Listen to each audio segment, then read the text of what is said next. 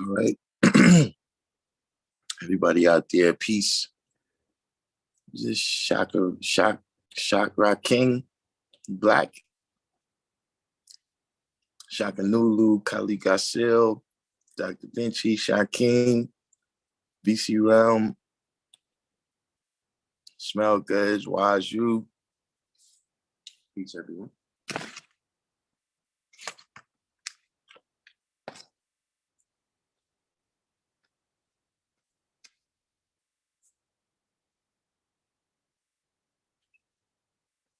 So I'm sure y'all see the title of the live already.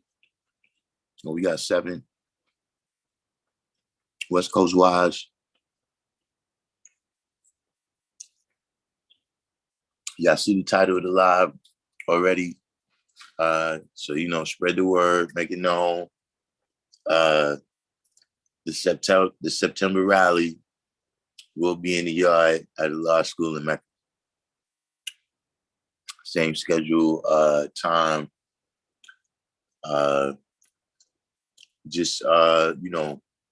Right now the complications going on in New York right now. We the kind of the tip of the spear when it comes to experiment with ways that they dealing with this pandemic. So the applications was made for Harriet Tubman to do what we usually do, but due to the rise, whatever's their way to communicate that right now, it's a little precarious about which direction the pandemic is going to roll. So they're not opening up the school right now.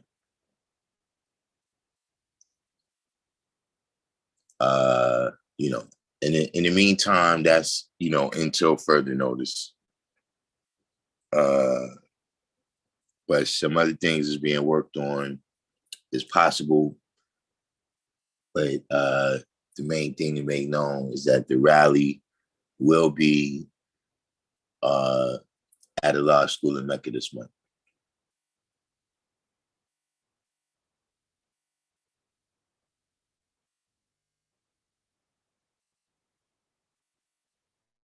SW.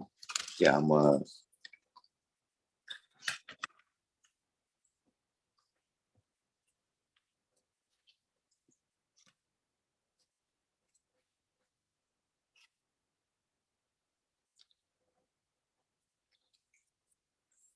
pretty big time wise.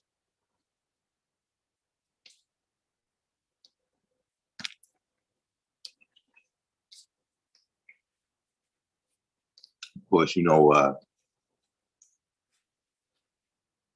YouTube would send my alerts out like I need them to, probably be over that.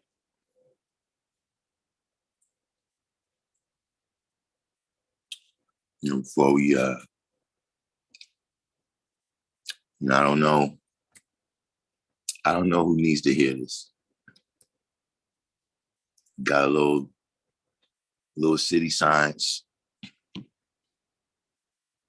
A little city science. Like if you under a certain age, like if you under 35, you might need to hear this.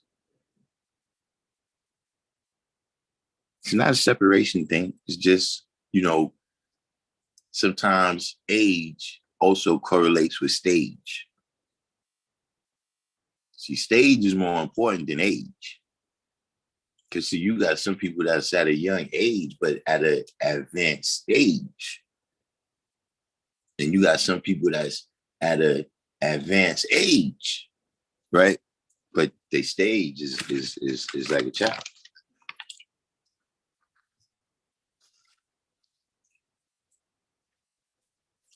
Not stage as in place where you perform, stage as in the epoch in your life.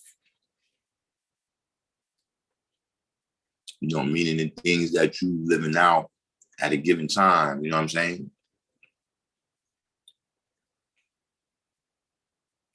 This is not rule you Allah. Peace. Welcome to the channel.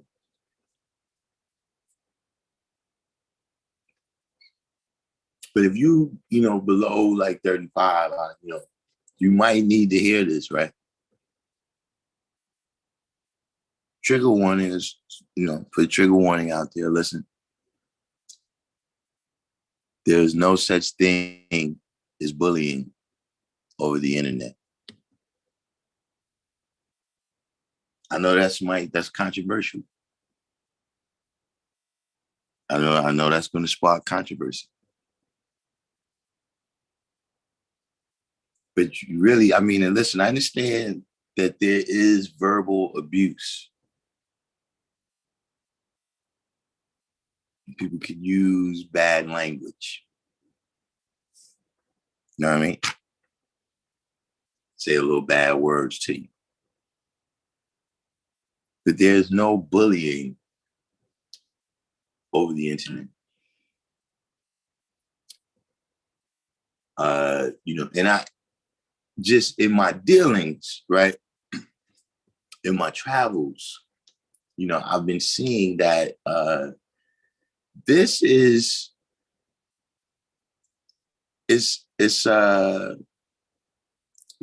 West Coast Wise said it's not bullying because you could just log off. Exactly, that's what I'm saying.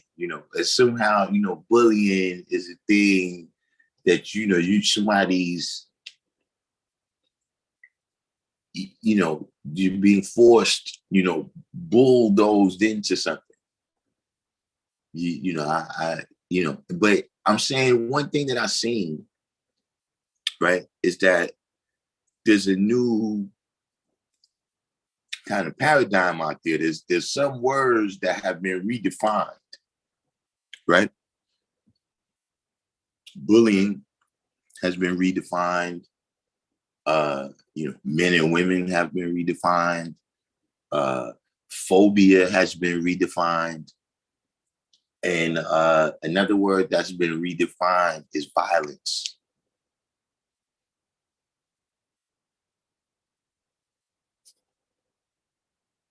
Yeah, this is no longer a Hotep channel. In fact, I was giving y'all today's last, we're about to come out with kind of our new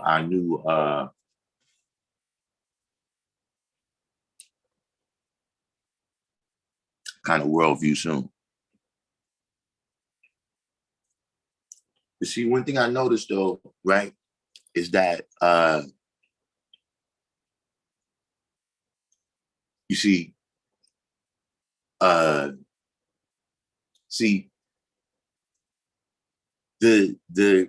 lack.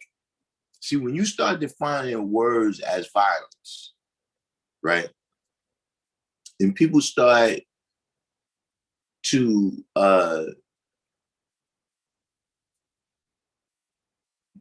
kind of, they're making moves under this mindset, under this paradigm of words being violence, of words being just kind of, I wouldn't say ultimate limit, but just words, like I'm, as a child, right? When you hit kindergarten, sticks and stones may break my bones, but words would never hurt. Like you was taught to kind of, have some backbone, a person, shouldn't be able to just crush you with words. You see, another thing that I've seen is that, there's a lack of actual violence, or shall I say a lack of physical violence, right? And that lack of physical violence, right? The lack of physical violence leads to disrespect. It breeds disrespect. A person can say what they want to say, but it breeds disrespect. And see, disrespect breeds violence. See, it's a circular kind of thing. That if you want to see, right, If you want to see the most respectful societies, go find where people where they violent. They see anytime you see these anytime hold on, let me respond to this right here. Now, Rule said words can incite physical violence. But see, when you say it can incite physical violence, that means that there's another line that has to be crossed. See, because this is what you gotta realize, you know, depending on where you're from and the people you're dealing with, a look can cause violence. Like, just, you know, there's people, if you look at them the wrong way at the wrong time, that can cause violence. But there's still a line between that. And when that line gets blurred, right? What I've seen, just, you know, some things we go into the lessons, and there's some things that just history has shown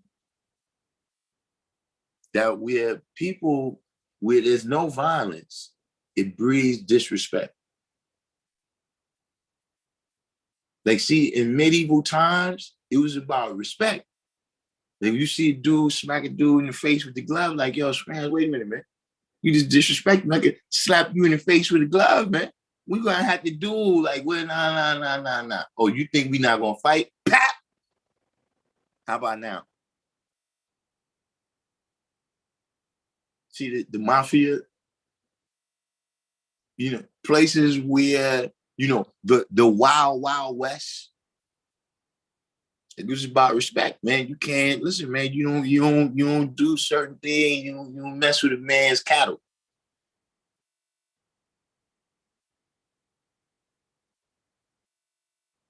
And I'm just saying that it's something within society. Al Kim Salam, knowledge law.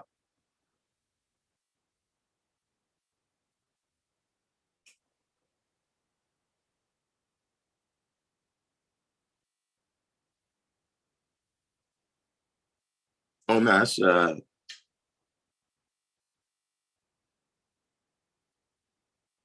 I forgot. But yeah, that's a little bit. Because listen, this I'm gonna tell you something happened to me the other day. And look, y'all tell me if it's me. Could be me, could be, you know, maybe I'm wild. But I'm coming across the street the other day, right? Coming across the street, and as I'm coming across the street, right, uh, an older Caucasian gentleman is also he's crossing the street, but the perpendicular street. He's not crossing the same direction as me. He's crossing perpendicular. And as I go past, he says to me, "I guess Black lives don't matter."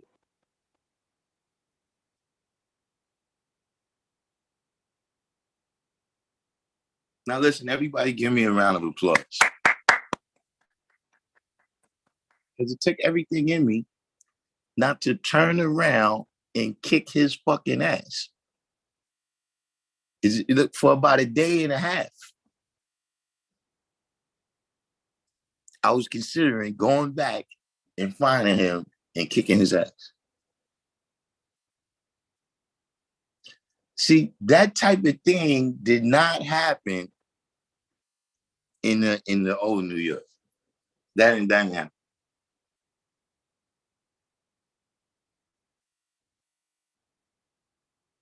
So, you know, while I understand, you know, uh, just in general, you know, when we using supreme intelligence, right, that we deal with the knowledge. We don't have to take it to the physical realm. But see, when you start to disrespect, see, respect is knowledge. See, now we not dealing with supreme knowledge to deal with this. We now, you know what I'm saying? Whatever is the issue between us, we not using supreme knowledge to resolve it. Once you become disrespectful.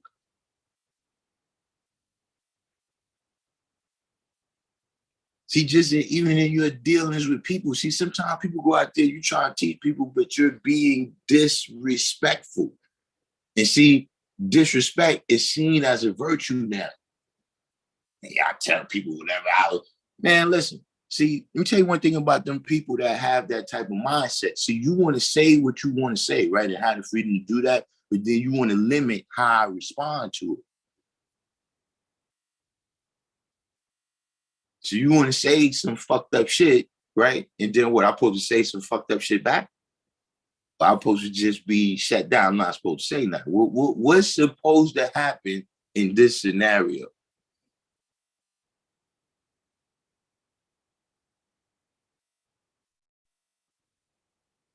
So I'm not condoning, right? I'm not condoning that, you know, people just go around slapping people, you know. But I'm also not condoning, right? Peace. I'm also not condoning disrespect. You know, there's some things that what I'm saying is the social contract in America. All right, Jay, King, me, I got sincere, to my understanding. Peace.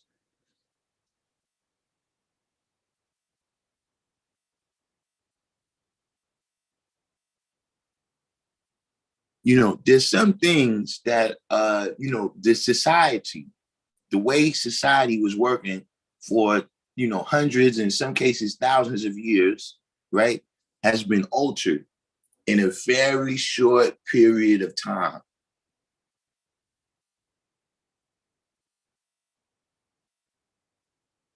And what it necessitates, right, is another set of rules of engagement in society.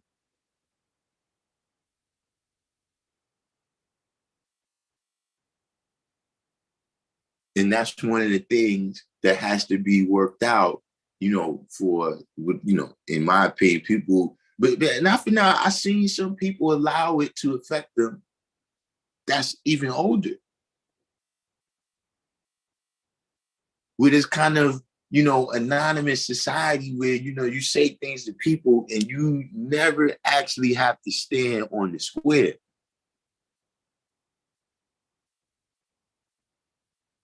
You never really have to stand on what you said. See, we could just cap. We could just cap.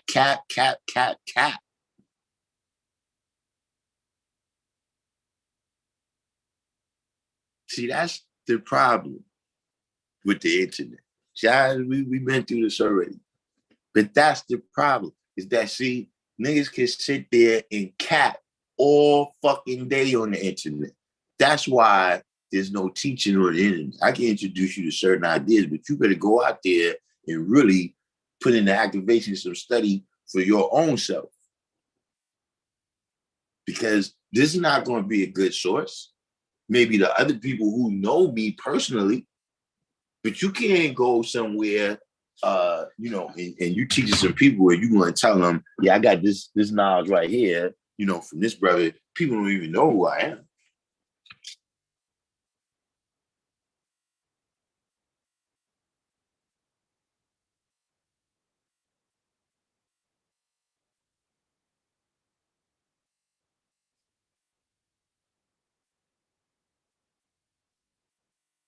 But you know, that's just a little city science observation that I made.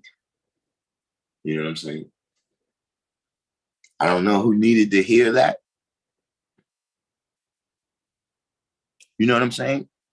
But you know, one thing you have to understand, right? You know, as you know, somebody who's saying that you're righteous, whether you're 5% or not, right? If you're 5% or not, you saying you righteous, right? Why does somebody else have to do something for you to show a good trait? Like I heard a brother say that I don't gotta respect nobody. So, you know, I didn't have a conversation with him after that. I didn't, he's not somebody that I would even say peace to. I'm not saying that you gotta, you do who you want to do, but I'm just saying you ain't gonna be talking to me like that. Like I'm not, like, you know.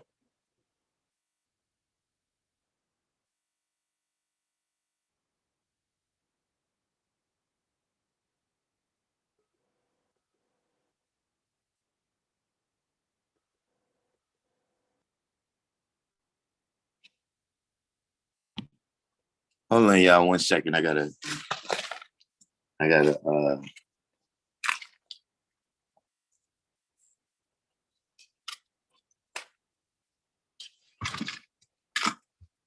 handle something really quick to be back.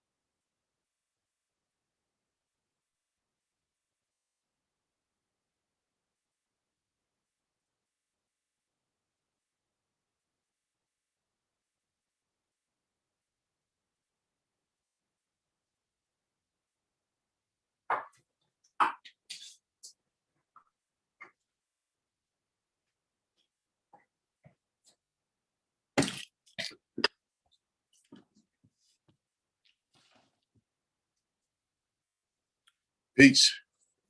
All right, I'm back. Back in the Bam Bam Boogie.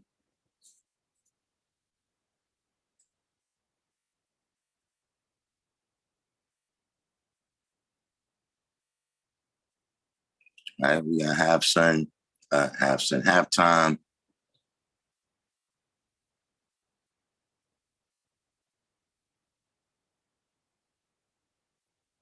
Watson, zigzag, zig.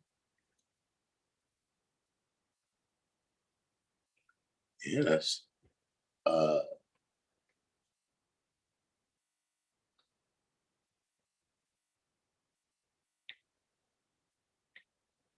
this is another thing, what I found too?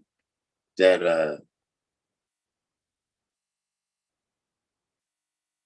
uh, well, let me say this. I don't really like telling people the truth. I don't know, how y'all, but I don't really like telling people the truth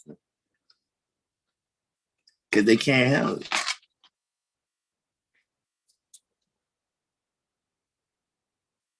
But then sometimes I don't know if I'm doing worse by not telling the truth. Because see, some people, right, they can kind of just live in a ignorantly bliss. They can live in a ignorantly blissful states, right? And just going about their business and mind their business. But some people get carried away with the delusion.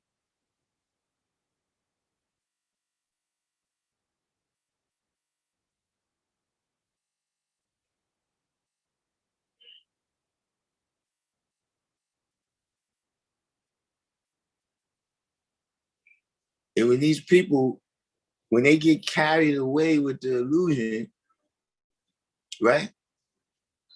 and then you end up having to tell them the truth, it's like all together worse. It's all that, then the person wants to attack you for telling them the truth. So I don't really like telling people, a lot of days I just let it ride.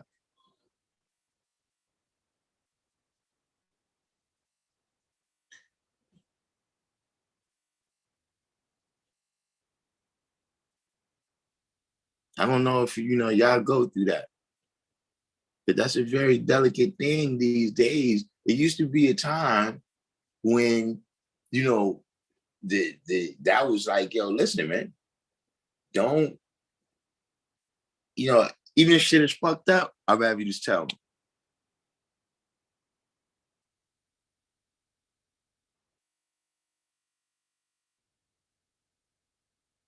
But now, yeah, you can't tell people the truth. You gotta, because see, it's a lot of mental. See, people been having their brains played with. You have to understand. People been having their brains played with. I'm talking about all the different things that, for instance, right, when you seen the documentary and they talk about Facebook and all of the different psychological games from the likes to the way the stream works and everything, that psychological games to keep you addicted to it. You understand what I'm saying? Like people they don't need you to be addicted to substances now. You could be addicted to a conceptual world. This is figments of people's imagination. And so the grand sum of all these different games that they playing with your mind, you know what I'm saying? The TV commercials that selling you shit, all these different things. People's minds is breaking down. And see, that's one of, I learned that from the last like 2-3 years. That when a person is delusional, right, reality can make them violent. Physically violent, not just verbally violent. So, I don't know who needs to hear that, but be careful out there when you're telling people the truth.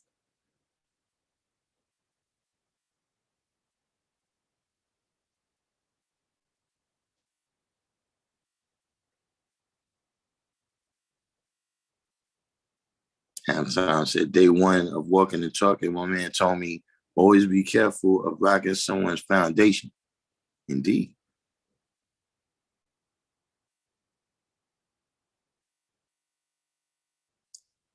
Right. All that dopamine that, Naru, yeah, all that dopamine going into your brain, all those chemicals that's constantly being released, right, in a way that is not natural. You know what I mean? Especially because you gotta remember, right? You getting all hyped up, right? But then the shit is never happening. You see what I'm saying? Like there's something like that, like for instance, right? Fear. Fear is just the way some people respond, right? To uh, you know, just the body getting ready for battle. Like some people, when the adrenaline hits them, they feel excited. Like they like, yeah, I can't wait. They ready. And then for other people, they feel the adrenaline and they don't know how to respond to it. You see what I mean? They get scared. But at least if the thing happens, right, then your body uses that adrenaline. Like, you thinking, oh snap, yo, these people getting ready to try to do something to me, and then they try to do something, then you use that adrenaline so it balances out. You know what I mean? Anything in the body is like that. Just like if you eat a whole lot of food, but you go out and do physical activity, you a lumberjack or something, right? then your body is going to remain in balance. See what I'm saying? But if you eat in the same way like a lumberjack, right? And you're not going out and doing the work, now your body is going to become unbalanced. That's one of the things that's happening, is that you got people that still eat like you working on the farm, but you don't work in the farm. You work in the office.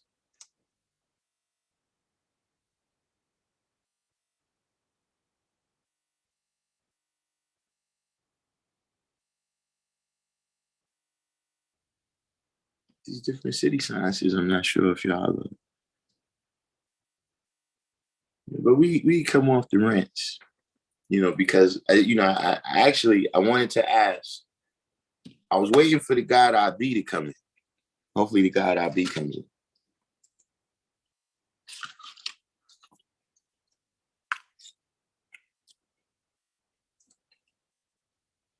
And I know when he comes in,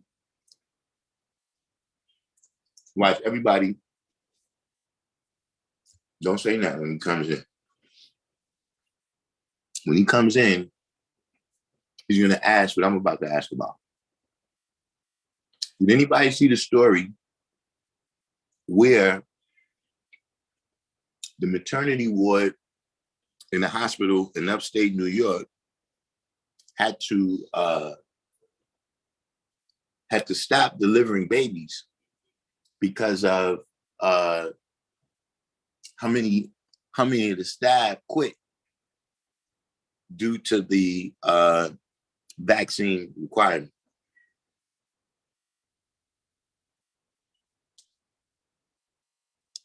BC Round said, or eat like they still play on a high school sports team, but not during practice, so they pass. Yeah, you know something, that's right. BC Round, that's a phenomenon that does occur.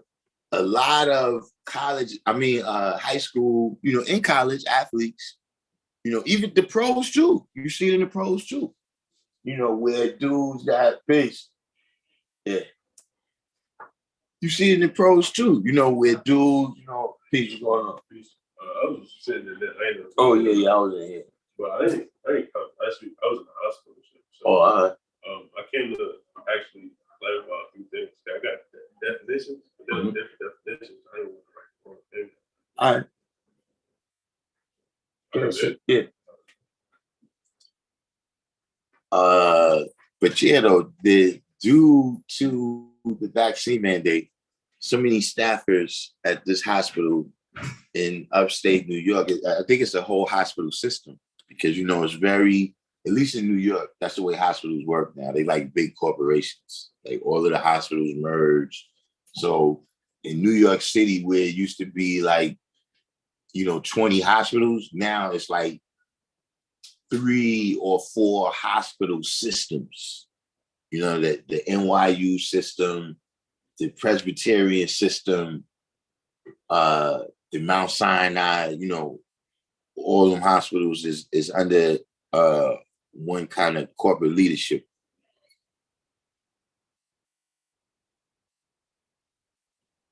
But did anybody see that story? Because it's what I was saying in terms of the power of the people. Just like on a political level, it's the science that the Marxists be talking about. Not taking sides one way or the other, but I'm just saying, when they say that the people, the workers, have the power, right, to stop whatever the capitalists want to do, right? Because the capitalists can't really accomplish it without going through the people. Which is, that's it. We could go on and on, about, the 10% and the 85%. And how, a lot of times, the 10%, like I said, they're passing the laws. They're the ones that, put out a vaccine mandate. But see, it's the 85%, right, that comes and enforces it.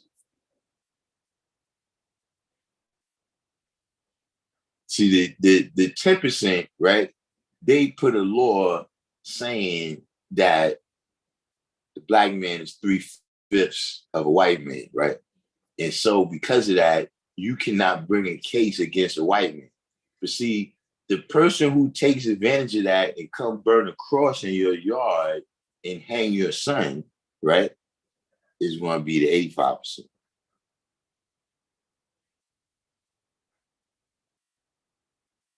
And so sometimes, because I seen that too as a, so I gotta stop paying attention to millennials. Because I'm interested because like, man, these cats going, when I get to a stage where I can't activate like I want to activate, these are cats that's going to be handling the business. So I'll be watching, and sometimes I'm wondering, like I said, is it me? You know what I'm saying? Because some of this logic is circular, and is literally all you have to do is snip the circle in a spot, and the whole thing falls apart that day. Like I said, one of the things that I see that's happening right now is everything is being defined as subjective reality. And so if everything is subject, right? If everything is subjective, then at any point you can change it into whatever it is. There's no objective reality that we have to bear witness to. But that's really rambling, going somewhere else. Like I said, who saw that story, right? Who saw the story about the hospital that had to close? Because I'm bringing it up because it's what I'm saying about the power of the people, right, to resist the signs.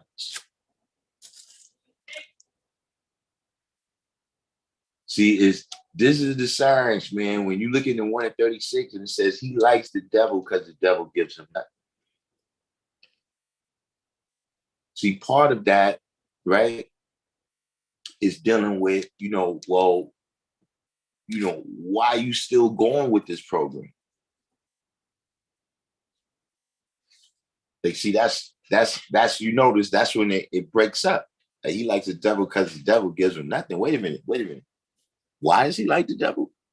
Like, why are you going through this? Why are you putting up with all this signs?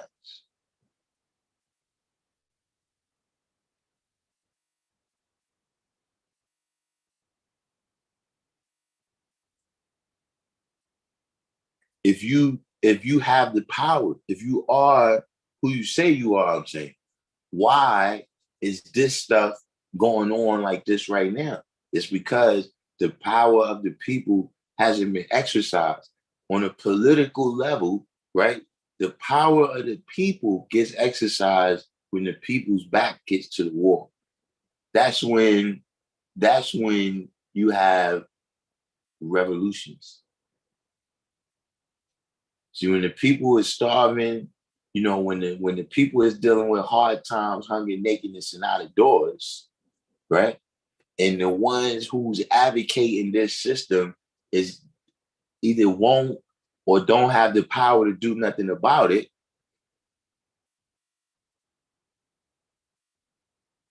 That's when you get revolution. Now, if those people is on the outside of the empire that's dissatisfied, then that's when you get like the fall of Rome. That's what the fall of Rome was, where the people that was living in what they call Germany now, times got so hard for them where they was like, look, we would rather face the Roman army.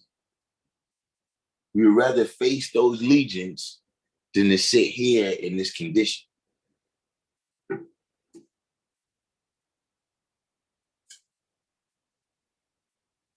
See, That's something, what I'm saying, right, is it's sort of small scale. But that's something when you talk about you know, manifesting this knowledge. Like we sit here and talk about it, you know. Yeah, see, that's another shit. I go on these apps, man, and look at these videos, and you got a million people. Yeah, we doing the work. Yeah, it's talking, man. Man, listen, that's cap. Because if it was really that much people doing work, we wouldn't be in this situation. It's like, what are you talking about? What work?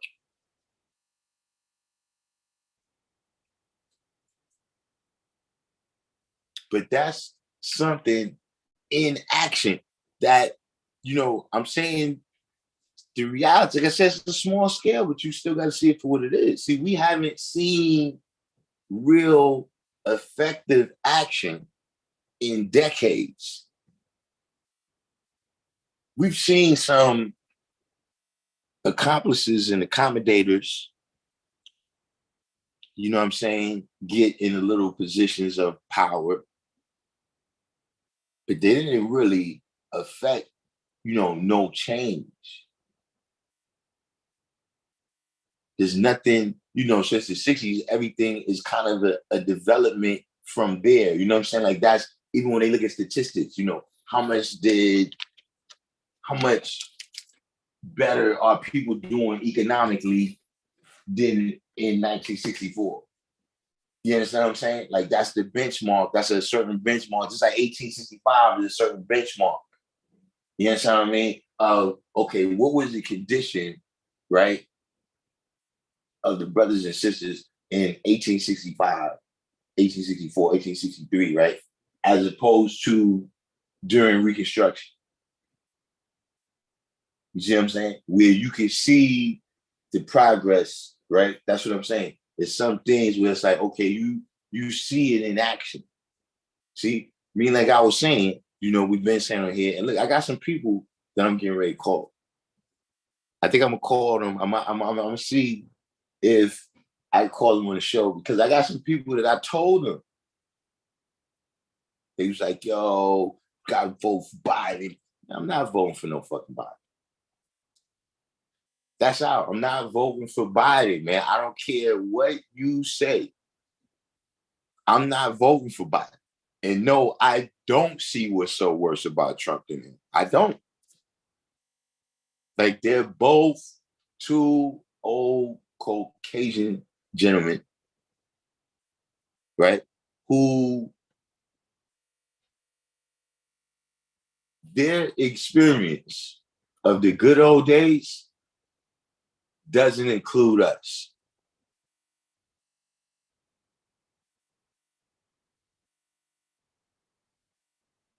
Like Joe Biden, you know, whatever, and see these different political people, they don't impress me with that. You know, I protested. I was Black lives. So let me tell you something, man. When a person become the president, they've been running for that office their whole life. So all the shit you did, that was with the knowledge that, yeah, one day, right, this may be able to benefit you. See, because if you notice, it's always conveniently footage of these motherfuckers. Yeah, it's always footage of you, man. Why it's always pictures of you? You understand what I'm saying? Those is the people who they doing something. You know what I mean? See, just like I said, boom, when you see all them charlatans, that's one of the reasons why you don't see me going on dealing with that shit.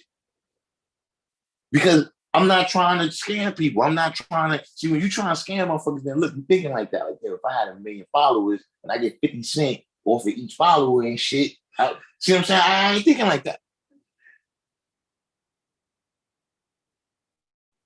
So they don't fool me with none of that shit. But now I got some people on call. I asked them, yo, remember when I told you that y'all was gonna have to watch this motherfucker? And you said, no, we're gonna hold him accountable. Listen, man, listen. I don't know if I said this on the show or I said, but listen, man, just let me tell you something, man. You cannot hold a motherfucker accountable after he got his money. How you gonna hold somebody accountable in anything? He still ain't doing it for people. He was still waiting to see if he's gonna do something.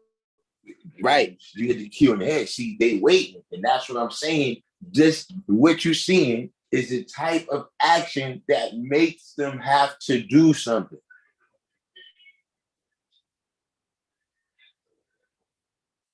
So you don't forget, man. See, a lot of shit, especially now, right, is about how things look and sound.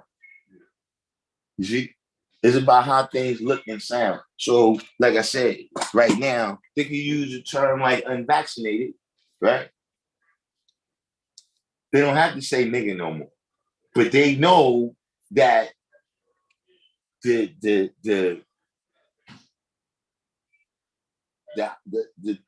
people with the highest percentage of unvaccinated is black, right? And they can constantly put an image out there of the person, regardless to whether that piece, regardless to whether that's the real person or not. You understand what I mean? Just like the image of people on welfare as black people, even though there's more white people on it. You understand what I'm saying? You know, so, you know, you've seen over the years, right, how they had to change how shit look and sound, right? So we can no longer kind of trap you in your neighborhood, right, with open violence. You see what I mean? Meaning, if you come around here, right, you're gonna get hanged. You know, we're gonna burn crosses in your yard. You know, we slap your wife in the face, whatever, to make you know that this side of the tracks is where you belong. See, we can't do that no more. So you have to move to mass incarceration. Stay your ass in there. You understand what I'm saying? Yeah. Yeah. Then you move to, thugs, super predators, all these different, because of just how it looks and how it sounds. You see what I mean? Because remember, they're creating an illusion. See what I'm saying? All this shit about America, that's how they gas motherfuckers up to come over here. When a motherfucker coming over here, I doubt seriously they show them the projects. You understand what I'm saying? When they coming over here, they thinking they coming to McDonald's, Mickey Mouse, M&M's, Bugs Bunny. They don't think they coming to the projects and shit. You know what I mean? That's not what the motherfuckers is aspiring to. You see what I'm saying? So that reality, right, will destroy that illusion. So things have to look a certain kind of way. I'm not saying that was the only reason, but that was also a part of the pressure, right, that led up to all those laws that they signed in the civil rights, was that the UN, right, was the UN is from the 1940s, because Truman signed the law that formed the UN, right? And basically after World War II, right, America becomes this hub for economic and political, kind of headquarters or whatever. You see what I'm saying? So now that you got all these international people coming to America, right, that has sold this image of the land of the free, home of the brave, and all this prosperity, and people got there, now they come into Washington, Chocolate City. You understand what I'm saying? So they like, wait a minute. this is how black people is living and shit right here. Y'all motherfuckers. And look, y'all over here fucking with us about how we treat our people. You see what I'm saying? So how shit looked, right, it caused something to happen. See, look, even last summer, even though shit was misdirected. It's easy now, though. You know what I'm saying? To what? Indoctrinate people, you say? To indoctrinate people and also sell that image. You can make something way worse than what it is. Just describe it a certain way, put it on the internet, shit gonna go viral. Well, yeah, that's what I was just talking about. You see, I was talking about from the aspect of that's what's making people crazy. Yeah. Or one of the things that's making people crazy, right, is that people is constantly playing with your brain now. You know what I'm saying? To get you to react all kind of ways and get you releasing all kind of chemicals. But them chemicals, whenever that shit is released, you're supposed to use it for something. You know what I mean? And if that thing don't get used, then you go out of balance some kind of way. You know what I'm saying? Especially in the even with this whole pandemic show, everybody is it's like yeah. Now look, did you think about this? Sometimes I look at when the shit first came out, I was thinking, right? It's like, damn, all of the things that y'all doing to kind of make this go away is the same stuff y'all did in the play. Yeah, you lock people in their house. Yeah. You know what I'm saying? It's the same shit. Everybody's masked up, so much bad air and shit. Yeah. And now the first thing they did, right, is started quarantining motherfuckers in certain areas. That's another thing that they did in the play, where they used to just build walls around and just let them all die. Yeah, they definitely did. You know what I'm saying? Well, so what you saying about the millennials, it definitely ties in with the whole, as far as like, you can't really depend on, even people, my generation and younger, I don't really think, not a lot gonna get done unless they actually physically do it. Everybody believes in the power of the internet. And I believe the internet is powerful, but when you spend all day on it and you constantly being influenced by someone else, and someone else is making you feel these emotions and making you feel these, like you just said, like they got you, they playing with your mind. You don't even know what to do. You just think, if I post this, something's gonna happen. Instead of realizing you gotta take that power into your own hands. But everybody just relying on the internet, social media, all that, like ain't nothing gonna get done with that. But people don't realize that. Well, see, one thing that you just were saying is that's something else that I don't know if it's something that's just in people or it's been instilled, but the internet has just kind of like widened the search for a leader. You know what I'm saying? Like everybody is like they're looking for that person. Yeah. And one of the reasons why they keep getting taken so much, right, is that you already have the idea of looking for a leader. So all the person got to do is come and had a haircut in the suit, and that must be him. You see what I'm saying? So yeah, that's a whole other thing that I've seen, and just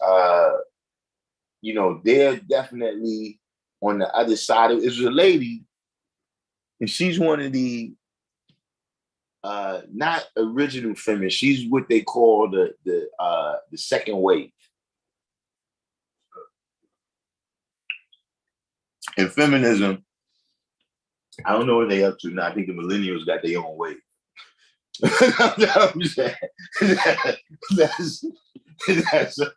But you had feminism, modern feminism started in upstate New York with this lady named Stanton. They had some kind of meeting at her house, and they was like a whole bunch of white women that had money for different reasons, whether their husbands died or their father died or whatever, right? But they couldn't do business. You know what I'm saying? Because of the laws at that time. So they wanted to get things adjusted so that they can make moves without having to deal with the white man. Those is the broads that was around Frederick Douglass. You ever heard of Frederick Douglass? That's them. You know what I'm saying? Okay. And so there's them, and that's like, the modern kind of genesis of it. And then they lead up to the suffragettes. You know what I'm saying? And that's the first wave is just, we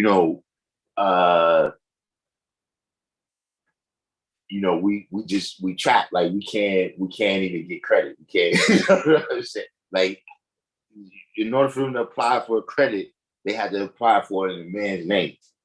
You see what I mean? So they couldn't do no business. You know what I mean? Then you get the second wave, right? That's like the broad burners. You know what I'm saying? The we need abortion. They start mixing the sexual revolution in with it. You see what I'm saying? And they're the we gotta be independent. You know what I'm saying? Like, we don't care, whatever happens to us, let it happen. You know what I'm saying? Yeah, but this is so that's like the second wave where they like, yo, look, we all, because abortion is out now, divorce rates is rising. So they also the ones that's like, yo, look, we need jobs and shit. You know what I'm saying? Like, we single parents. You know what I mean? So that's the second wave. And then third wave,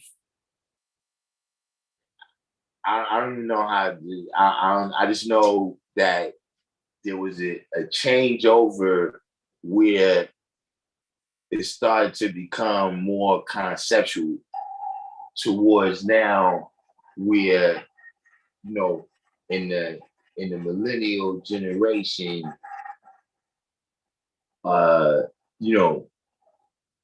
using the terms man and woman is defined as violence. That's not what I'm saying. Where these kind of I think the intersectionality, I think, is the fourth wave, I think. But I ain't really, you gotta ask somebody, guys.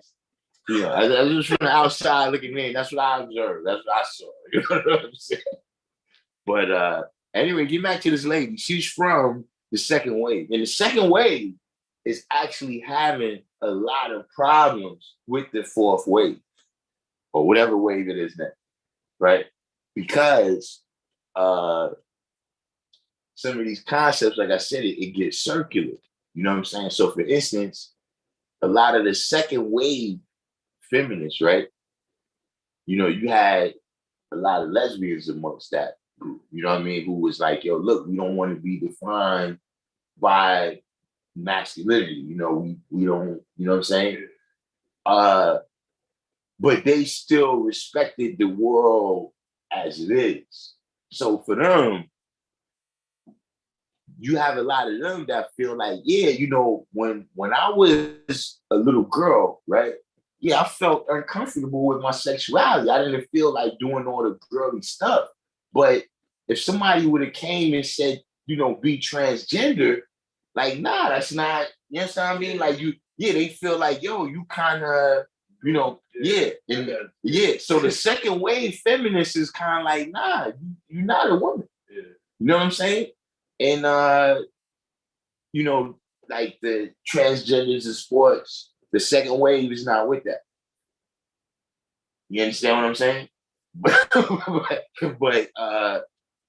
in the fourth wave, this is violence.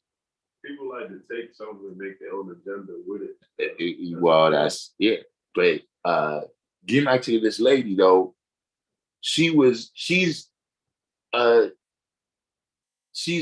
professor, right? And like a college professor of some kind of like cultural history. You know what I mean? And like society history. And she was saying that when societies start out, right, that they societies of honor. Like everything is honor. Everybody's like a war hero. You know what I'm saying? It's all warriors. Dudes is, Romulus and Remus, you know what I'm saying, being raised by wild animals and shit. You understand what I'm saying? And she was like, in those societies, like I was saying earlier, that everything is about respect, man. Like if you fuck with me, you might have to kill me. You understand what I'm saying? But that over time, right? Societies develop. I can't remember the word she used, but basically she was saying societies develop into snitch societies, where it's like, yo, this person right here did something. Yo, go get that person. And she was saying, she was relating that to feminism. And what I was saying was, she was like, yo, we wanted to be independent from the patriarchy. You see what I'm saying? Because we realized that, yo, you make rules for us, you can also make rules against us. So don't keep your rules. Yes, I mean, where she's like, the fourth way though, or the modern people, they want to go tell the same patriarchy on people. You understand what I'm saying? And she's like, no, that's not what we was dealing with. Like, like even, the trigger warning. But she said this, where she was like, yo, a lot of this date rape is just two goofy people that, and then things ain't working out. And, you automatically want to go tell, but she was like, no, we knew when we started, the sexual revolution that, yeah, we're going to have some experiences we don't like or whatever. You know what I mean? But that's a part of, yeah, but that's what she was saying, though. I don't know why I keep sidetracking it to the feminist part, See, that's what happens when this is no longer a Hotep channel. I think, I don't know, we might have to bring it back to keep this in the pocket. You know what I'm saying? But the lady, she was saying that even you could see it in art. And she was saying that if you look at Greek and Roman art, right, that if you look in the beginning of civilization, that all the dudes brolic and muscular, and they, Atlas lifting up the world, and people wrestling cows and shit. And it was like, by the end though, is, dudes is all ballet. You know what I'm saying? Like, dudes is slender and you can't really tell if they, they like kind of androgynous. You understand what I'm saying? And she was saying how these signs, of course, is starting to parallel, you know what I'm saying, in the society right now. You know what I'm saying? So yeah, but to me, what I've seen is that it seems like it's too much intellectual, it's too much focus on intellectual minutia and the losing of the big picture, Because like I said, when I listen to the millennials, it make me laugh. Like I'm listening to, I don't know if you're aware of, you got the ADOS, right? And then you got the different, they got names for this. This is not my name. I learned, listen, the one thing I say, when millennials have expanded my vocabulary. You see what I'm saying? With like trigger warning, that meant something totally different. Trigger warning was something totally different when I was growing up. Trigger warning. But they was talking about, he was having a conversation about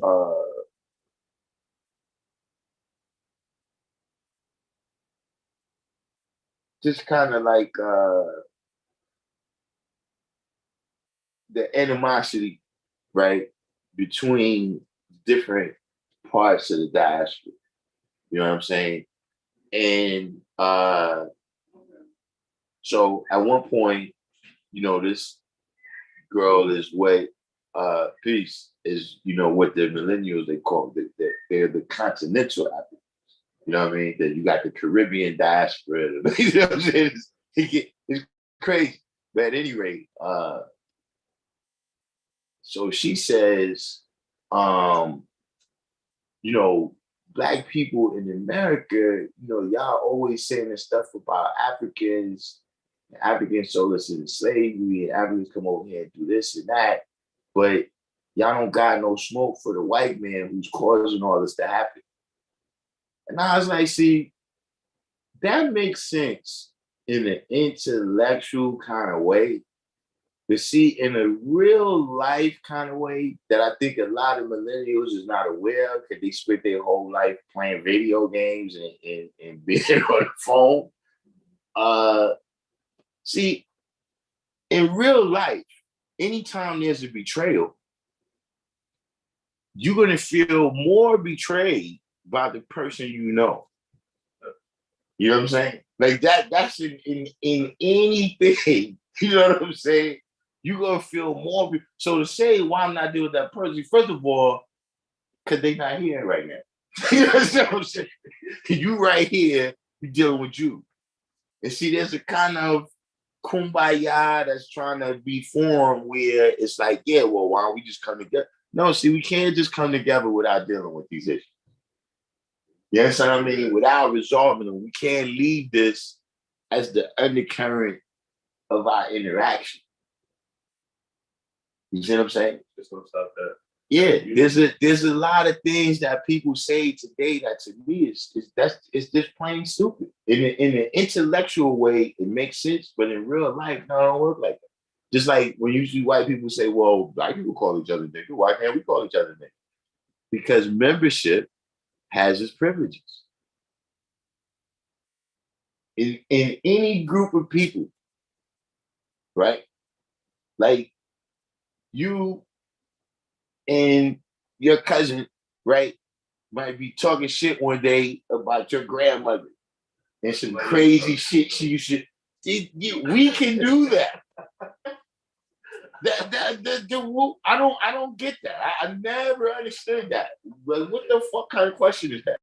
Like I said, just on an intellectual level. But when we get to real life, right, we see that, there's the theory of things, and then there's the practice of things. See, because like I said, when you start dealing with minutia, right? Another thing, another like kind characteristic, right, is another way that you lose the big picture is that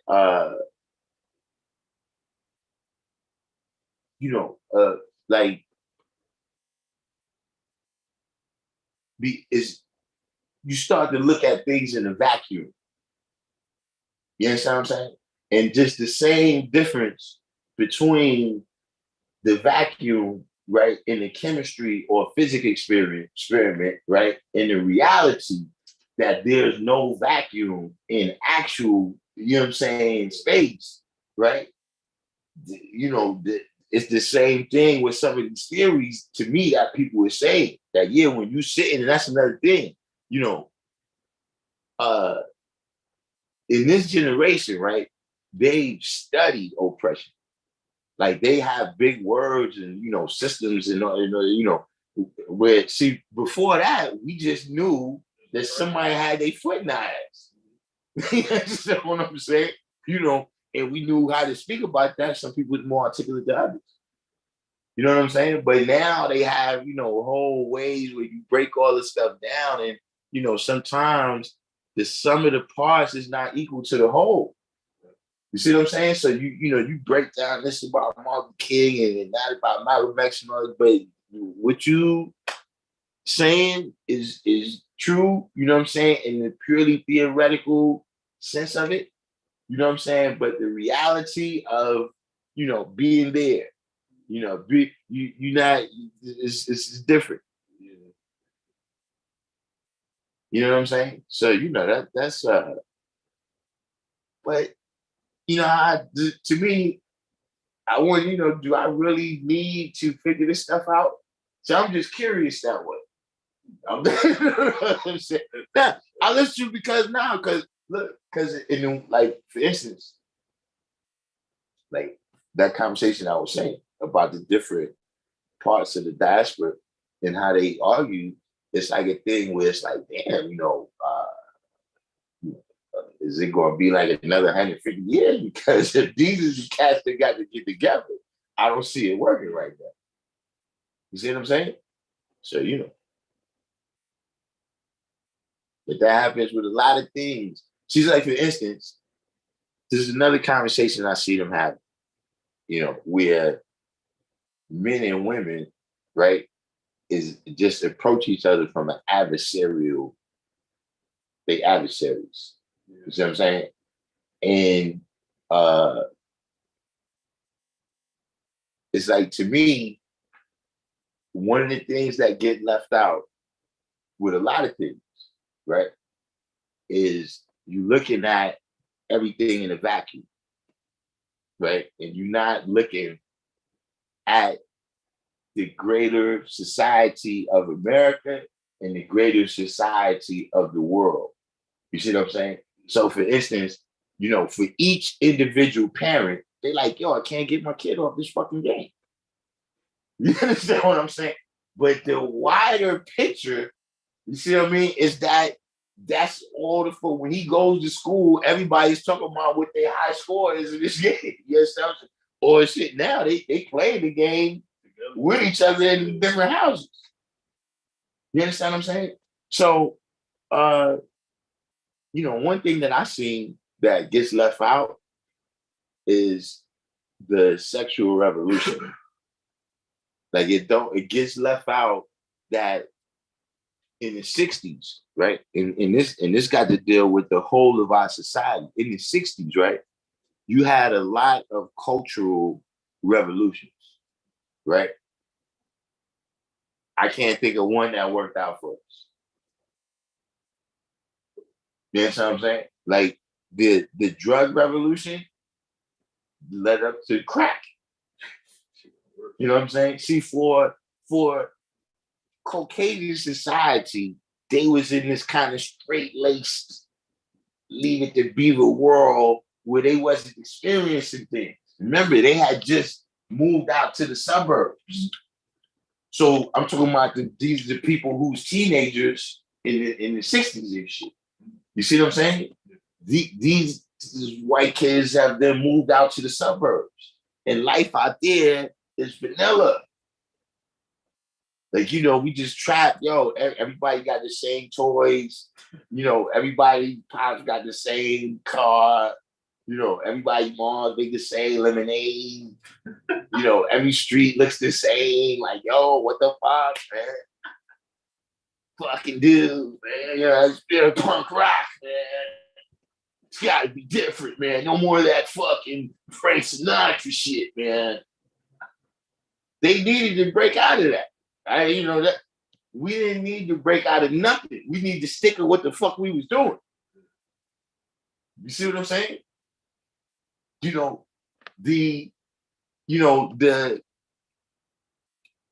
It's clear, and I don't want to pick on, but they the obvious examples. You know what I'm saying? This, no Black woman has been able to capitalize on the sex tape. See, a couple of white women have capitalized off of the sex tape. Just saying that the whole stigma, the whole science, the whole support system, right? The whole, idea of believing in abortion and all of that, none of those aspects from our society was prepared, right, for what started happening in the sexual revolution. See, that's another, it gets left out. Oh, the Black man just left, the Black woman did this. No, that was another thing that you started having, birth control, divorce, public shame start disappearing.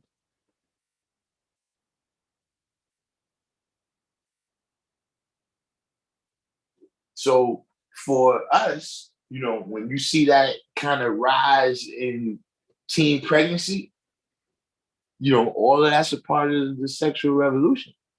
You see what I'm saying? And a lot of them things, we just, our society, you got to be stable, right, in order to change. You know, in order to change systematically in a way that you want to change. Everything is changing all the time. It's just a matter of how it's changing, what it's changing into, and who's controlling that change. You understand what I'm saying? You know, so, you know, our society, you know, not just did we get merged into a burning house, right? But we got merged in disorderly. You understand what I'm saying? So, you know, that's you know, those are things that if I could just get in a conversation, but see, I don't even dare, man. I don't even talk because I already know I'm gonna get canceled. If I, you know what I'm saying? I was about to say that too. You can't even say that. Yeah, I'm gonna get look, you know, which I don't give a fuck. You know, I've been canceled. In real life. I've been canceled since the 70s. I don't, you know, I don't even understand how that's a thing. You know, like people that don't even know they canceled me. You know, shit weird. These are it's strange. Like we was talking about the consequences a few, but it was about 2-3 months ago. I got a grasp on what gaslighting is because I couldn't figure it out. Gaslighting is like Smurf. You know, where Smurf can be anything. You know, go Smurf me and Smurf. Yeah, that's how gaslighting is. You just be talking to somebody like, you gaslighting me. What? Like I can't say, what you mean? I disagree with you? I don't understand. You know. Then finally it's like, oh, it's when you say something and then somebody else say something else that disagree with you, and then you don't know what to believe. And then, but what kind of shit is that? What you know what I'm saying? Like, what? Wait a minute. I said something, and then you said something else, and now I don't know what I think. You just saying stuff. That's when you were speaking about how people will break down a whole bunch of stuff, and you like, do I really know all of that to actually say something? Mm-hmm. People will break down a whole bunch of stuff into smaller categories just to make it seem like they really care about something, or just to make it seem like they're really knowledgeable about something. Yeah, that's what it is. You have a real conversation, they're gonna throw it in your face to make it seem like you're not smart. But the whole time they just missing the message because they're too busy trying to like they know something. Yeah, the data analysis is not there. That's what it is. You know, you got the data, you got all the statistics, you know, but you don't have the, you know, real life situations, you know what I mean? Like, see those numbers, right? Gotta tell a story. You know what I'm saying? And a lot of times what I've seen too, right, is that you really don't have all the numbers there to tell the story. You know what I'm saying? Like they'll say something like, there's 10 of these. Yeah, 10 out of what though? Like what's the total number? You see what I mean? Because it's just like I said with Luke, like all of a sudden now, you know, they allow certain Black people to say they got $1 billion and $2. And then you ain't a billionaire. You're not a billionaire. Like, look, if you got one girl, you're not a pimp. You know what I'm saying? You understand? She ain't even paying you, man. You're not a pimp. You know what I'm saying? You got you have to collect all of the assets you had. You know what I'm saying? You had to take your stuff out your mama name and shit and all that so that on paper it could look like you had $1 billion. You know what I'm saying? And see, that's just to elevate your status amongst us. Because see, here's the thing. You know, when that was somewhere in the early 2000s, let's say 20 years ago, a little less than 20 years ago, Jay-Z said, I'm raping Def Jam times 100 million, meaning he had $100 million, I guess at that time. That was a suggestion, right?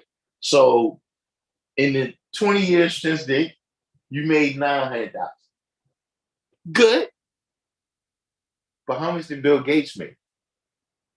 See, that's what it is. You gotta remember that this big bank and little bank is a real thing. Like, yeah, you see in this gambling game over here, this dice game, you could be the bank. Yeah. And that dice game over there, dudes ain't even taking your bets, son. Like now we gambling for real over here. Like what you need? You need a long paper here, man. Take that grab, man. You know what I'm saying? Because now we gambling over here. You see what I'm saying? So it's the same thing with that. That is, you ever heard, you know, in economics, they got a term, right? Called a rising tide lifts all boats. You know, and what that means basically is that if the economy is going good, then everybody who's a part of that economy is going to elevate. And so this is one of the, you know, capitalist, the trickle down stuff and all of that. You see what I mean? Because if these individuals is doing good, that rising tide is going to lift everybody, right? The issue with the rising tide, right, is that when the tide rises, you still in the yacht, and I'm still in the dinghy. So the rising tide really only made shit more dangerous for me. You understand what I'm saying? Because before, I was struggling in 5 feet of water. Where even if this shit went down, I could have walked out. You see what I'm saying? But now, due to rising tide, I'm struggling in 50 feet of water. Way out from the shore. So you really, that's what I'm saying.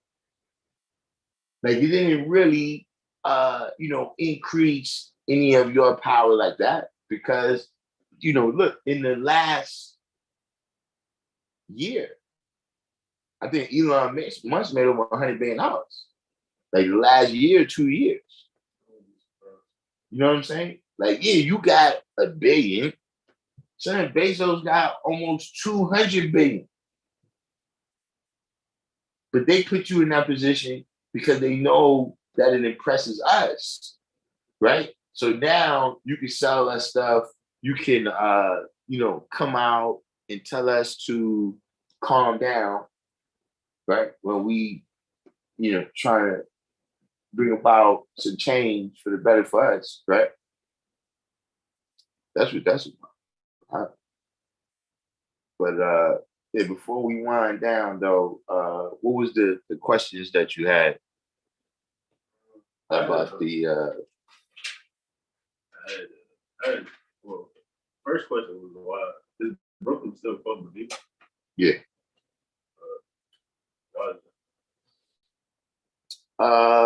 Well, there was a lot of parallels, you know what I'm saying? Like everything, you know, see, with the knowledge, right? This knowledge, I'm saying particularly, 5%, right? Is the science of the light coming from the east over to the west, right? And so the same way how, like, you got York and Amsterdam over there, in Jersey, and over here you got New York and New Jersey and New Amsterdam. You know what I'm saying? Everything is created here because this is where the light is now.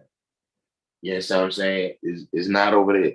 It's over here. So it's like Mecca, like this. Right. So yeah, the parallels with Islam, right, is that the knowledge started here. You know what I mean? So this is Mecca. You know what I mean? And then it went to Medina. You know what I mean? So you know, I mean, it people was getting knowledge and going to different areas, but you know, there was just parallels with the history of Islam, right, in the history of our God. So that became Medina. And then for I was getting definitions for like everywhere I looked at like a different definition. Like What you mean? So it was all right, so for knowledge, for example, if you Google it on one site, it'll have something. If you Google it on another site, it'll have something else. Mm-hmm. I ain't have a physical dictionary, so I figured I'd use like Merriam-Webster because everybody used that. Mm-hmm. But when I did that, and then I just regular Google search the word itself, it was different wording in a sense. Mm-hmm. It might mean the same thing, but I mean, words have changed. Like, look, we had a whole thing on this channel before where, listen, when I first learned the word, phobia meant fear. Period. You know, now it means like you kind of just don't like somebody. You know what I'm saying? You know, so you know, I still define phobia as an irrational fear. You know what I mean? Either irrational because you know the threat is not really that great, or irrational because there is a threat, but the reaction to the threat is exaggerated. You know what I'm saying? You know, but that's why you go into the etymology. You see what I mean? Because you're gonna find that, right, as you looking words up, is you got words that you know, you got definitions, right? And then you got usage. You know what I'm saying? Where there's certain ways that we use a word. And see, that's another thing about looking these words up, is that you know, for the most part, we know words by their usage, and we don't know the literal definition of these words. We know how to use them, and we know how they've been used. You understand what I'm saying? And so a lot of times, it's like when we talk about respect and disrespect, a lot of people, you know, this is in the dictionary. I remember that. I think this was the first word from hip hop that went into the dictionary, right? And you started seeing, I never forget the white lady on Good Morning America. It was like, yo, he dissed you. Like, yo, he's like, yo, he dissed you, yo. He's like, yo, wait a minute.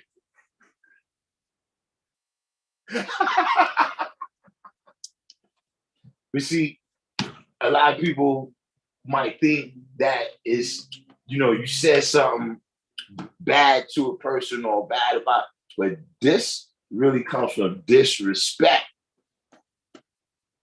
You know what I'm saying? And of course, yeah, if you're saying certain things, that's disrespectful as well. But that was just one form of disrespect. You know what I mean? Me, like, look, if a dude just bumps you and didn't say he pardoned me or nothing, he dissed you. You know what I'm saying? He dissed you, son.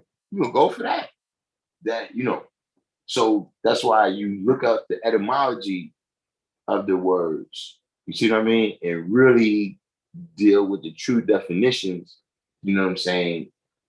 As opposed to, because you know, especially when dealing with English, right? You got words that have passed through 2 or 3 languages before it got to English. You know what I'm saying? Like the shit might have been a Greek word, and then the Latins used, and then the French used it, and then the British got it from the French. You understand what I'm saying? So they ain't no like wrong definition. I just got to break it down to the root words. Yeah, you got to break it down to the root words, right? And then, right, you got to start to look at the experience of it. Like those is what it says right there on the paper, the concepts, right? But then you got to look at the experience of knowledge, right? The experience of wisdom.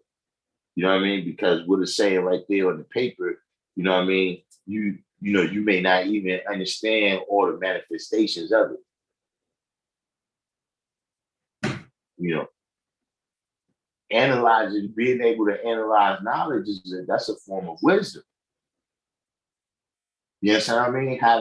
Having that information, right, and being able to judge it for yourself, right? Now, that's wisdom. Other people don't know that until you manifest it in the word form, you know, until you manifest wisdom in that way.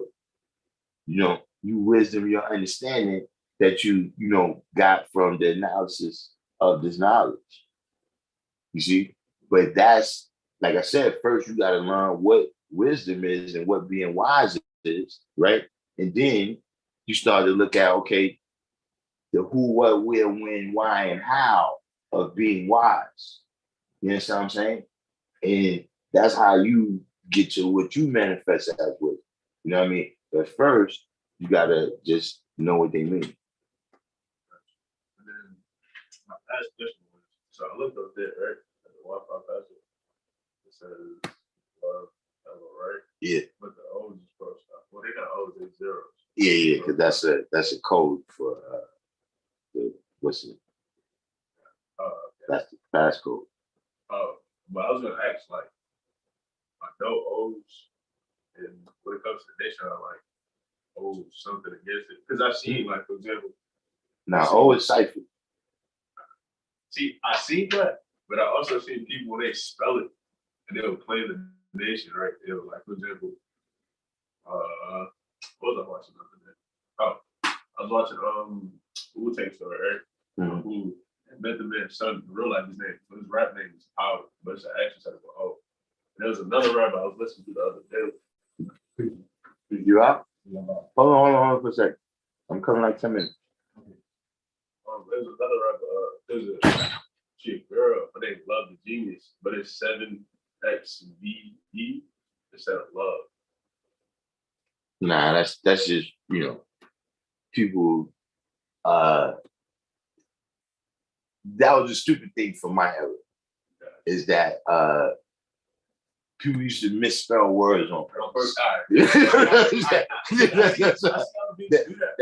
That's all I can say, but that's got nothing to do with the father. You just got people like that. So I went back and looked, and I definitely saw Old Man Cypher. I'm like, what? Yeah.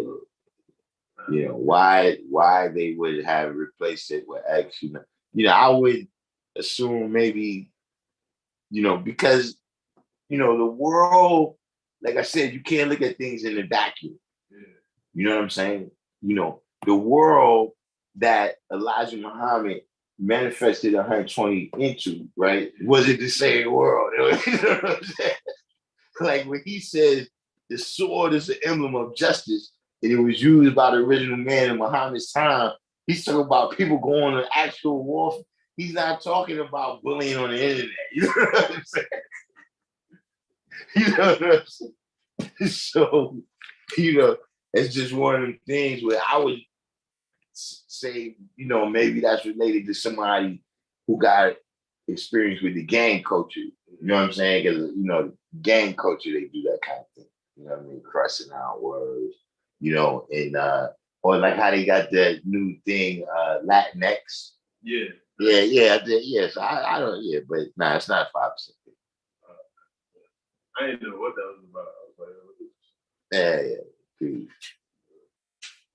And then, with that too, it's always that. It's always gotta be dramatic license. You know what I mean? It's always gotta be some things that is kind of emphasized that wasn't really that serious, and things gotta be smashed down. You know what I'm saying? Where you gotta smash, for Wu-Tang, you smashing 10 years down into an exciting 30-minute episode or whatever it is. I was watching my pop was like half of this shit. Like, Cat, man. Yeah, I got that from the millennial. I like that though. I like Cat. I don't know what I don't know what the origin of that one is, but I like that. I remember the first time I heard motherfucker say, man. Cat. That's another thing though. See, when I was, we used to say, bust a cap in somebody. That meant shoot you. Yeah, so. So that's another reason why I took the millennials, because just the whole language. You know what I'm saying? Yeah, get in tune with it, man. Say these old timers that be on my live stream, they not hip like me.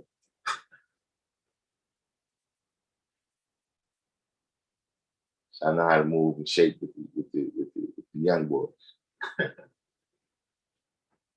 But I don't know. I'm probably gonna rewrite some of these. I'm gonna go into the baseball. Yeah, that's what you gotta do. I'm going to baseball more than that. Actually. But look, keep that one, right? Because see what's gonna happen over time. You're gonna see your elevation. We all do that. Well, we look back and we find something that we wrote. You know what I'm saying? So we be like, damn, son, came a long way, man. Yeah. Yeah. I'm about to do that though. Yeah. But that's how I see, but that's life though. You know what I'm saying? In life, you're gonna be, your understanding is gonna constantly be growing. You know what I'm saying? You know, things that even last year, you know, there's things I seen a certain way with this year. I'm like, oh yeah, nah, see, yeah, that wasn't too bright. Yeah. To, you know what I'm saying? To think of things in those terms like that. You see what I'm saying? So, you know, but that's a constant growth, you know what I mean? And don't never cut that off. You see what I'm saying? Because when that happens, start winding right down. That's like old people, you know, you see the old people, they be doing something and then they stop doing that thing and they die like 6 months later. You know what I'm saying? Yeah, you can't, yeah. Yeah, your mind works the same way.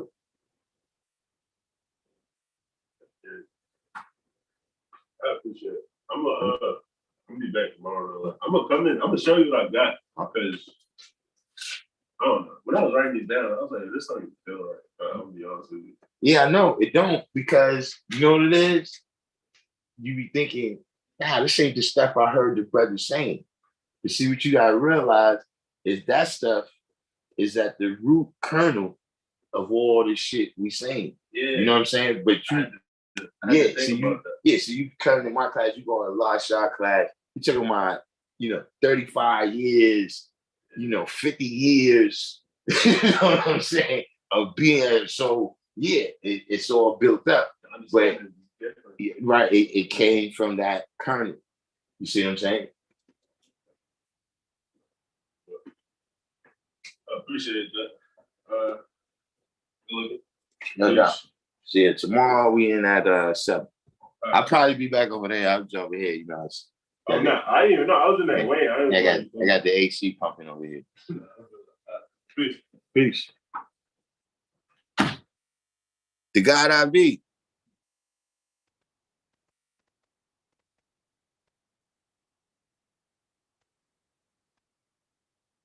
I was waiting for you to come in. I don't know if anybody told you. I told them not to say nothing. But what is the deal with the story that's circulating right now about the hospital that had to stop doing childbirths because so many staff quit because of the vaccine mandate?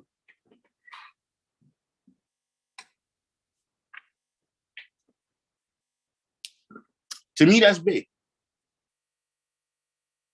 I don't know how everybody in the world sees it, or everybody on this live. I talk to everybody in the world, but to me, that's big. It's on. Hold on for 1 second.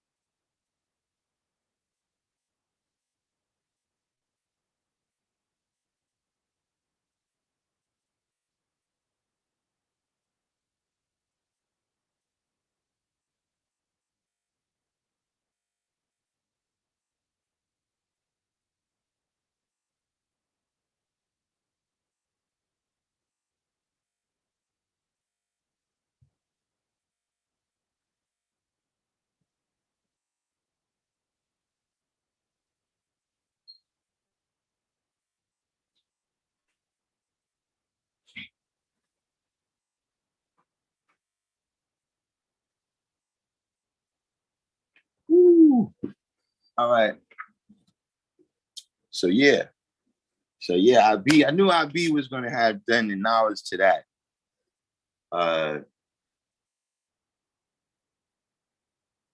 What it says, brother Ben X responds to 5%ers.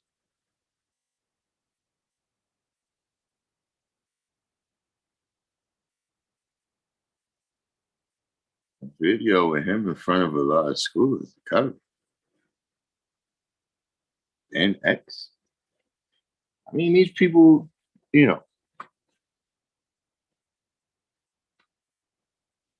but I thought it was super big, IB, because it was an example of, what can be done. You know what I'm saying? Like, it's not action in the form of a whole revolution, right? But it's a successful revolt.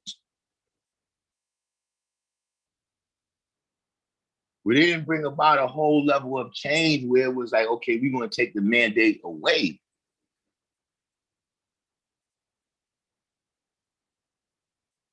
But it was a successful revolt where we made y'all pull back a nub on that issue.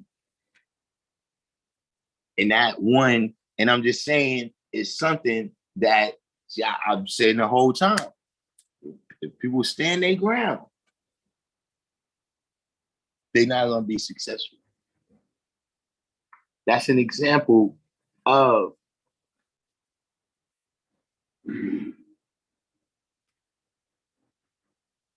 how people can have an impact.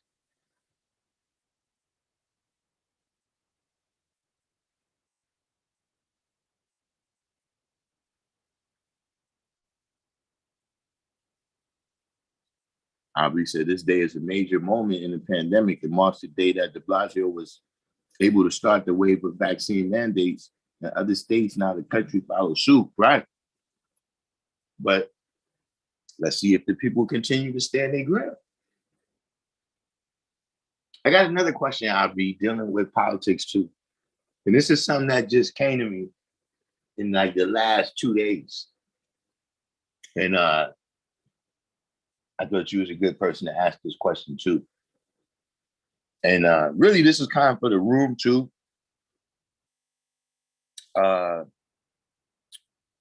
Right, Albie said this will be the straw that breaks the camel's back.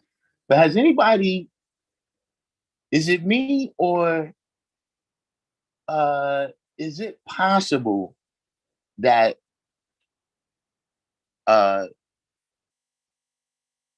Black people, right? Black people in America, and I don't think it's really just isolated to, Black people that's historically been from America, but are we headed for a population crash?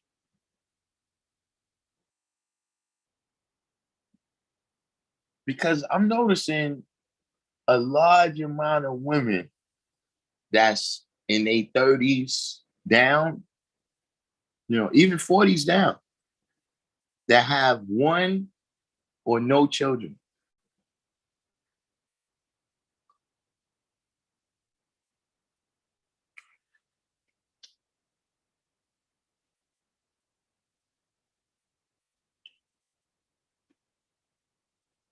Now it could be me. I got 5 children. So maybe I'm my point of view is skewed. But I'm saying I'm over here by the projects. The G building is right up the block from the projects.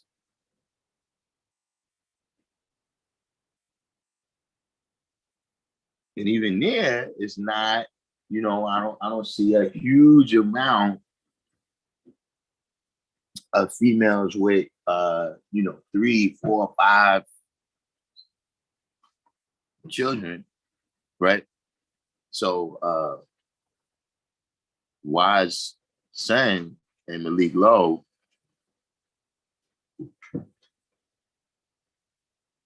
79 thirds. So it's been like that for me. I mean, yeah, don't get me wrong. I know it does extend up.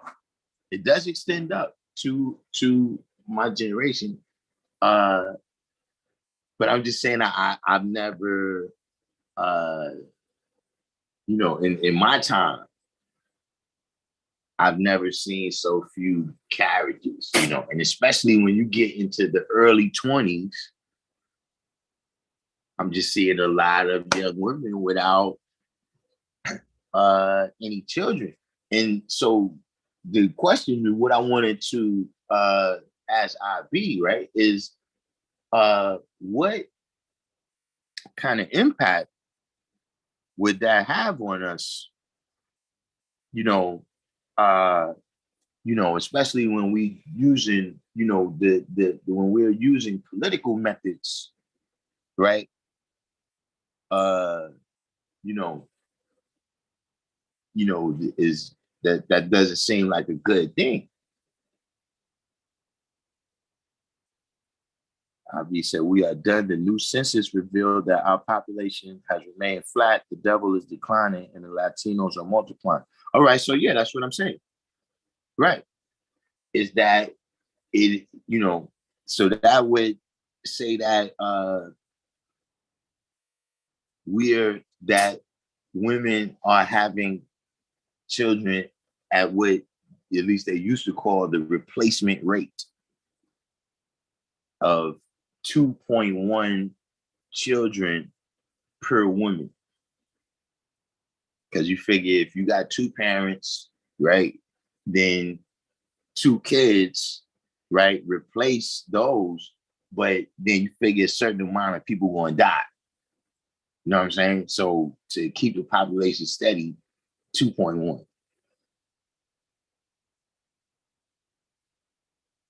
Malik Lowe said many want to uphold the status instead of being a mother. I mean, I the reasons, yeah, we could get into that too. I didn't really even look at the reasons. I just looked at it like, damn,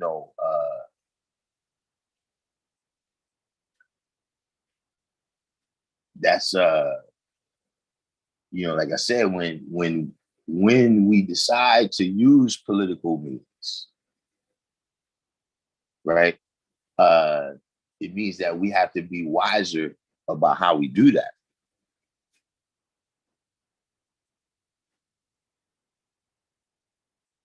IV said, his queen says they are doing something to our women to make them stop having children.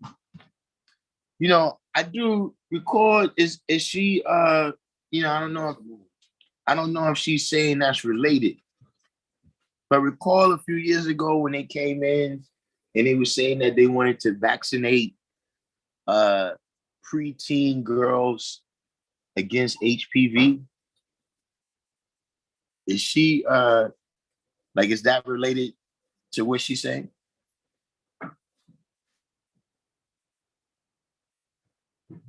Or she means something mentally or something that they're doing physically?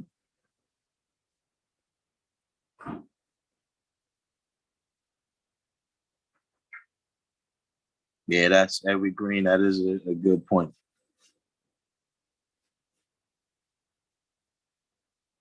793 said it's easier to keep a job than maintain a healthy, complete family nowadays. We'll see how it works out after this mandate.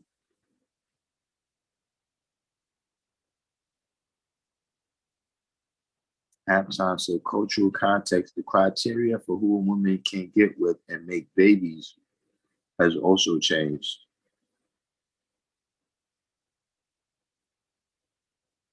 IB said Claude Anderson spoke on the science of the population and how it might impact us, in that it could force us into being a permanent underclass and make it extremely difficult to have our issues to have our issues looked at you know, kind of in that, with that same type of mentality that Kamala Harris had, where she's basically saying, look, it's not enough Black people, and y'all are not important enough for me to pass a law that would benefit y'all.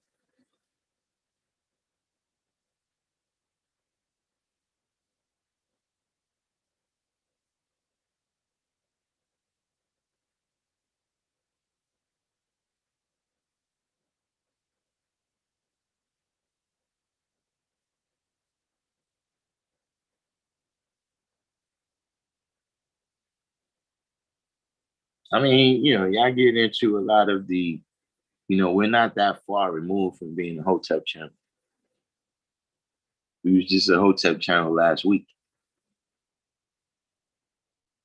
IB said physically they're doing things to impact the fertility uh, with Planned Parenthood and abortions. That was a crazy statistic when I first heard. I couldn't believe that at first. It took a while for that to sink in. When I heard the statistic that more Black children have been aborted since whenever abortion was instituted, 73, something like that, until like when I heard that, I think that was like the late 90s, early 2000s.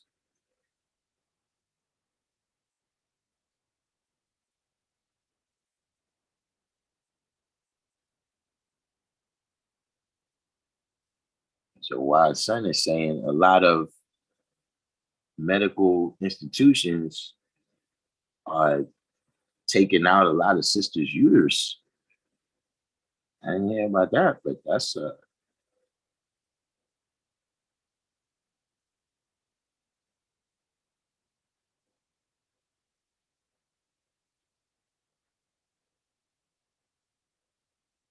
B said when my physical passed, the autopsy said she had no uterus. Hmm. Wow.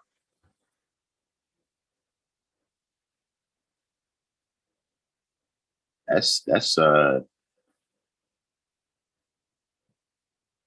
little more interesting right there. I don't even know how to, that's beyond Tuskegee level right there.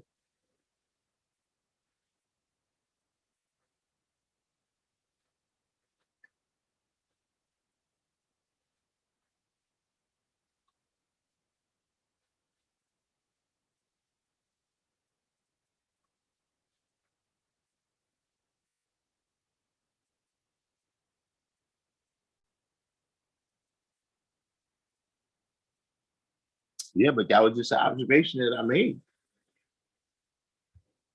That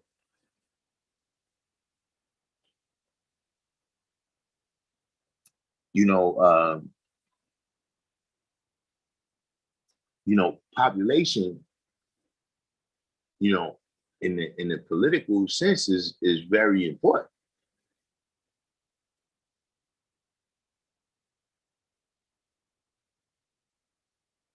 Especially, in a place like America where you got, all these different factions.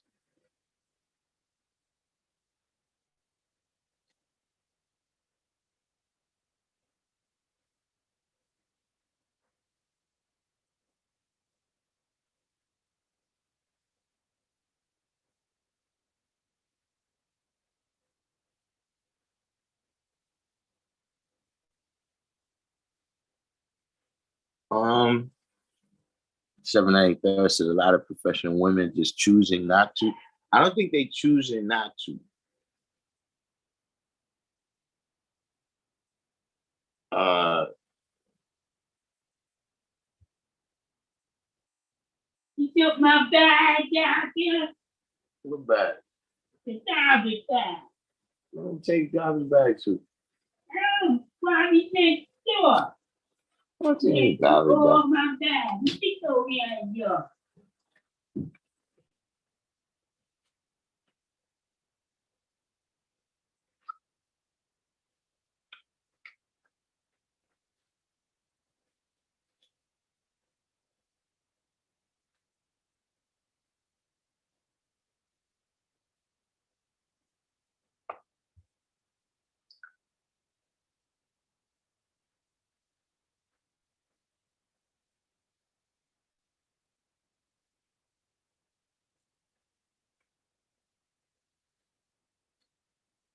Yeah, Margaret Sanger.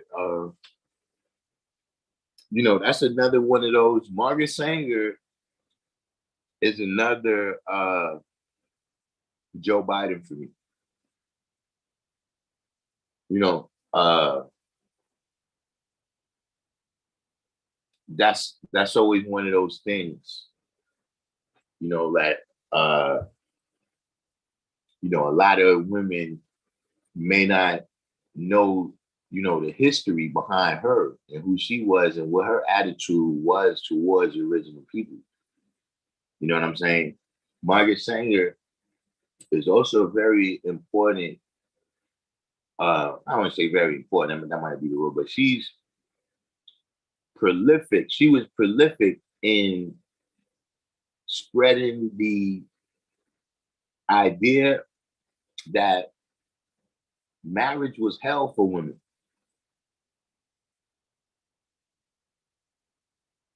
Like that's the bottom line, like women today feel like it was just a daily operation. Women was just getting slapped up.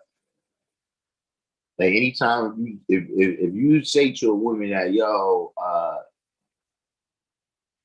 we should, maybe reinstitute some things that was working in society in the 50s, 40s, et cetera, et cetera. A lot of them will tell you, oh, well, you want to go back to the time when men beat their wives. You want to go back to a time when, women couldn't work. Like they built this thing up where, life was hell. And look, I've seen it done, about my time where, people today, like when they talking, I'm like, what? No, it was great. It was, it was, we had a ball. But now you have people that kind of paint a picture and tell a narrative. And that was her original kind of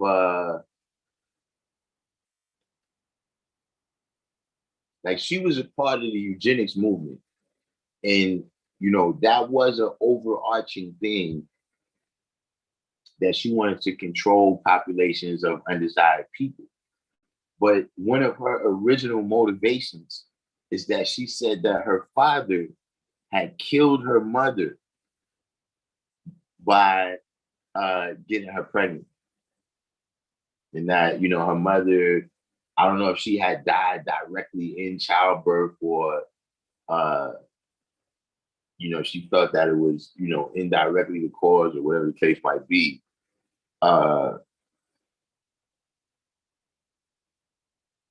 You kind of hear that narrative, going on. And I think it presents, I'm looking at it from the outside in, brothers present a lot of people, both sides do present a lot of narratives that's like, yo, I don't see how you could get into a relationship without carrying this narrative with you. And if you're carrying this narrative in the back of your head, I find it difficult to see how it would not seep into any of your conversational actions. You know what I'm saying? So there's a kind of mentality there with Margaret Sanger that says the old days were strictly bad old days for women. Because so you got to remember in this world right now, right? Everybody deserves everything. Everybody has the right to $1 million. You got the right to health care. You got a right to make me refer to you as a mouse, whatever it is. By the way, my pronoun is God, but I digress.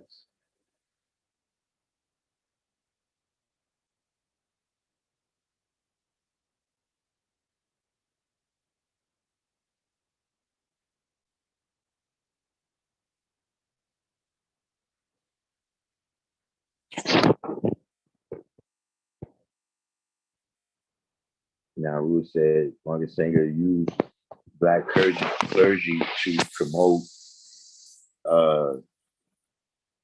Planned Parenthood. Yeah, but like I said, a lot of it comes down to that. You know what I'm saying? And kind of this idea, uh, that we need to destroy everything from the past because it was all bad, and the only people who enjoyed it was white men and black men. Everybody else was suffering. Everybody else was suffering under the patriarchy.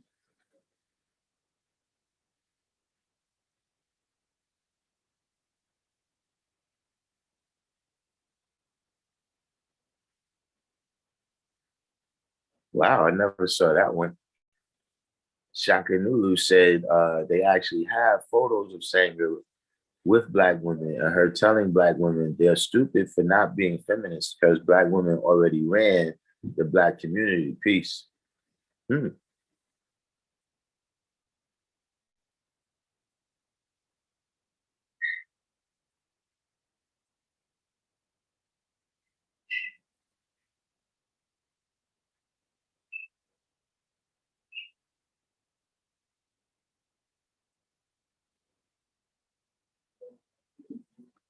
Nah, see, they're not,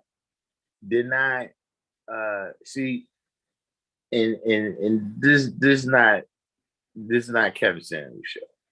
But it's an actual fact that uh is see being able to attract, right, and then being able to further is two different things.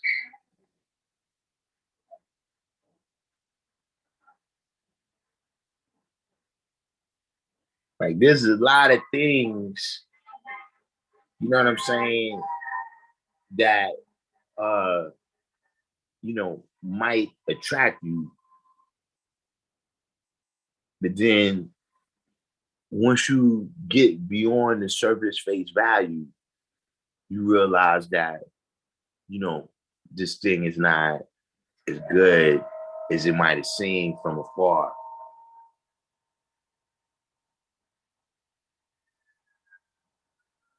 See, at the end of the day, like, see, even with these things you said, right? This woman, she used to work in the industry with Teddy Riley, Ivy League, professional degree, MBA, all of that. See, those are commodities. It's those are it's it's commodifying things in a kind of monetary value, which is what's going to happen with everything when you're dealing with capitalism. You understand what I'm saying? Uh,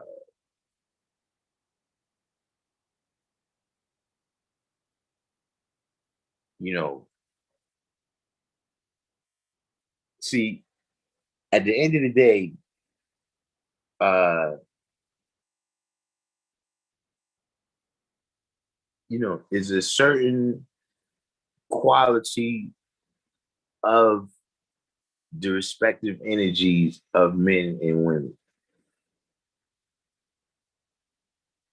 There's a certain whole mindset of looking at the world and approaching problems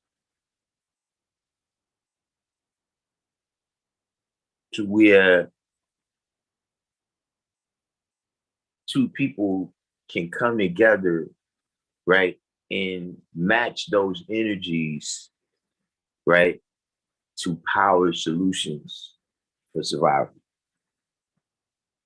At its root, of course, today we're a little bit removed from just surviving, you know, but at the end of the day, you know what I'm saying, the kind of energy that, you bring into any group, any relationship with any people,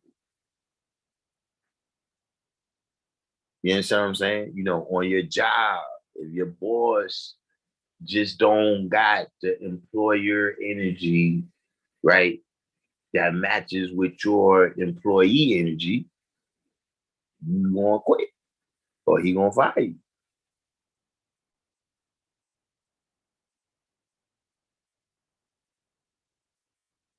And you know, that's kind of, you know, like I see that's another conversation that I see, you know, with this, you know, what everybody brings to the table and who's high value and all that shit, you know. To me, it's like, you know, you give me a whole bunch of oranges and ask me to make apple pie.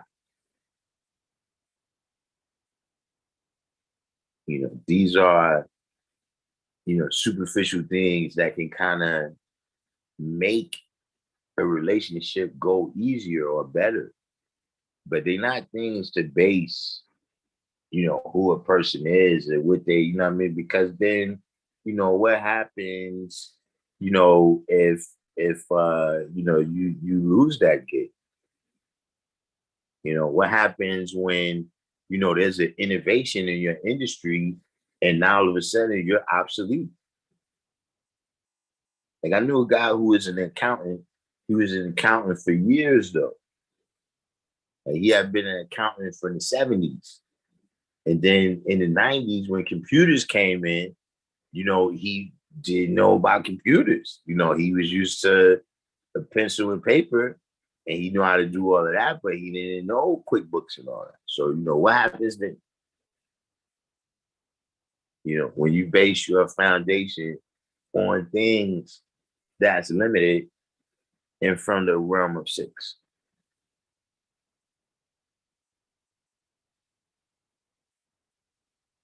So, you know, I watch all of them. I watch the dudes too, all the bosses,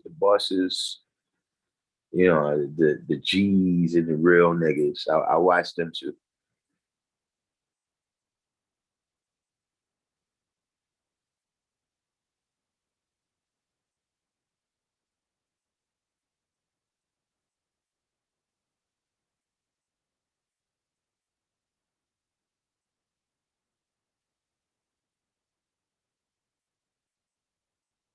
He said, actually, she owns her own brownstone. Yeah, it's, you know, it's all good.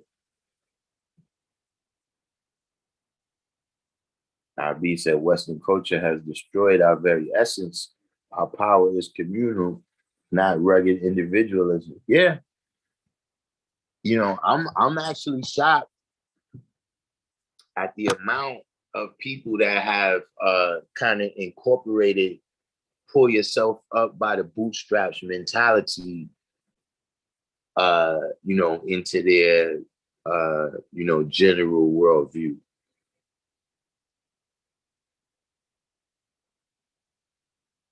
But to me, you know, that's one of those things, and you know, you hear that a lot, you know, when you black from America. That, you know, why don't you just forget about all that stuff, you know, because it's all this opportunity out here. All you got to do is go out there and pull yourself up by the bootstraps.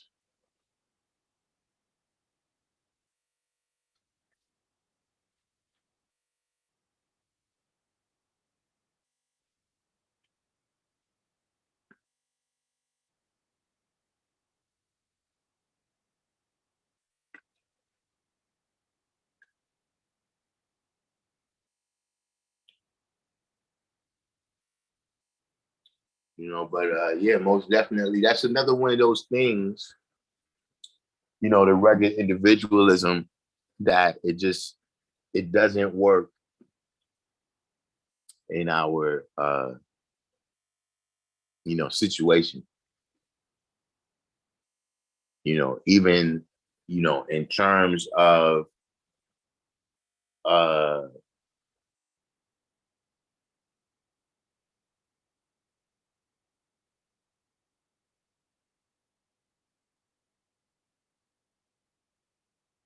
you know, in terms of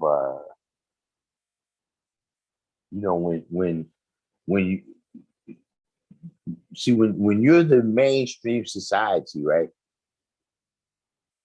you can kind of count on things being made for you. And there's also things that's made for any problem that might arise for you. See, like for instance, let me give you a good example of something that most people don't think about, right?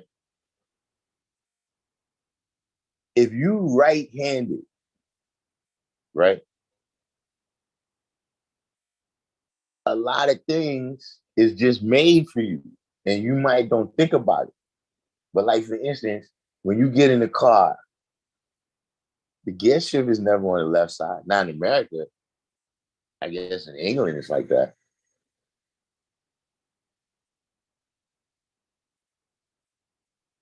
So when you right-handed, there's some things that you can freestyle that you might can't freestyle if you left-handed. Because now you got to use your offhand, right? You got to use your hand that's not your dominant hand, right? To do things that right-handed people do with their dominant hands. Now, some things it works out for you. If you play in sports, right? Most defenders are automatically going to go to your right side. You know,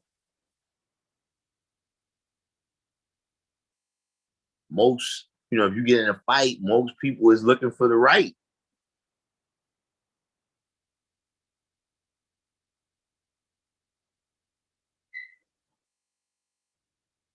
And so there's a lot of things, with this rugged individualism and all of that, and you go out there, if you run into trials, huh?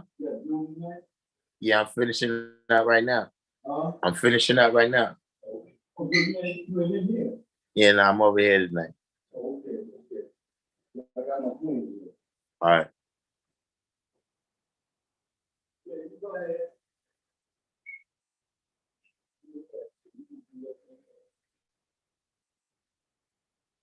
What you said right here.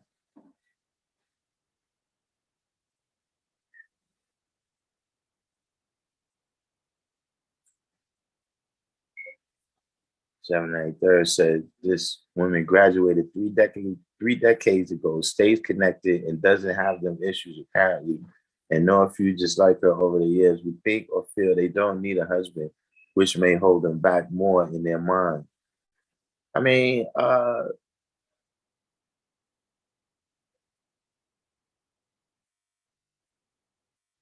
I can't say that she does.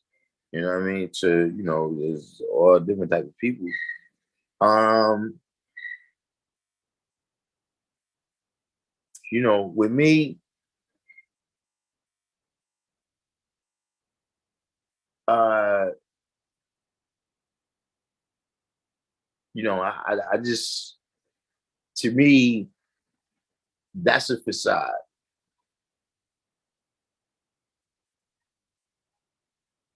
It just is. You know,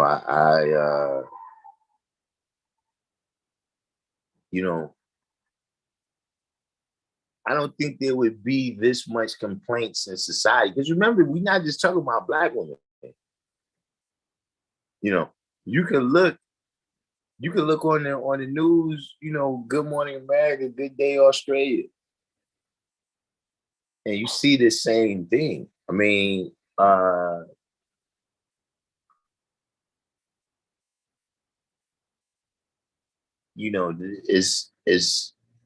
it's a lot of people drinking their own Kool-Aid out here right now. A lot of people.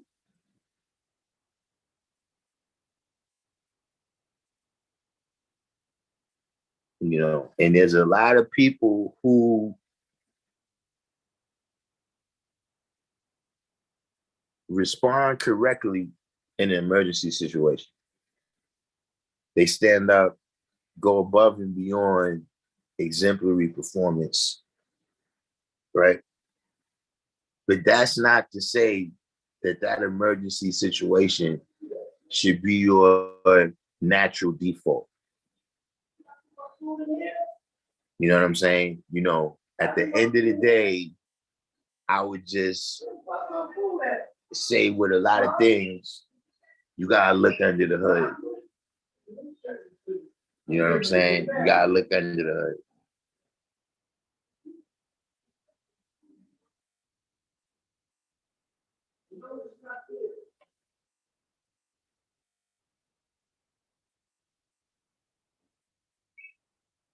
B said, Claude Anderson said, we are giving the white man 2 paychecks. They shop in and build their own communities, and we spend 98% of our money with them. Yeah, you know, I always wondered if there was a statistic on that, right? That being that, like, let's say if you work for like the cable company, right? You know, or you know, because let's leave it at that, right? Let's say you work for the cable company, right? Now we know a lot of these companies are huge conglomerates. You know what I'm saying? Or whatever. Let's say you work for a food processing company or whatever, and they own 1,000 different companies. So let's say you work for Nestle, right? And then you go to the supermarket and you go shopping, right? How much of your money did you just give right back to Nestle, right? The company that you work for that just gave you the money. And how much are companies counting on that? Because remember, they've always been counting on that since whatever they was paying people. I don't think it was minimum wage, but I know in the history of capital and labor, Ford started paying his workers a salary that they could afford to buy his Model T car. Like that was where this kind of livable wage or whatever it was, living wage. That's one of the roots of that.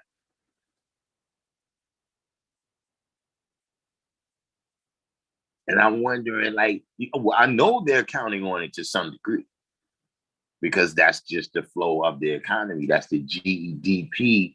That's what they call the velocity of money. How fast that money changes hands. So that was always an interesting, I don't know if that information has already been aggregated anywhere.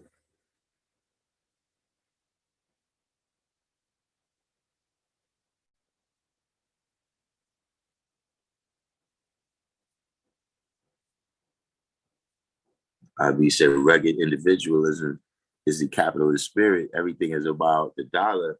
My own come up. Now, I think that's just the American manifestation of capitalism because, you know,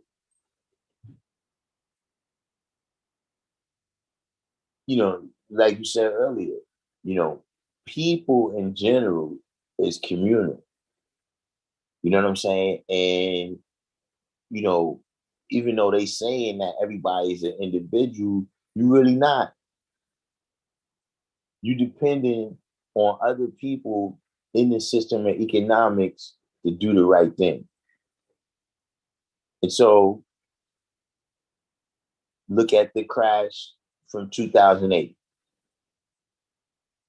That's what happened. Everybody word wasn't bond, right, about whatever that currency they was dealing with.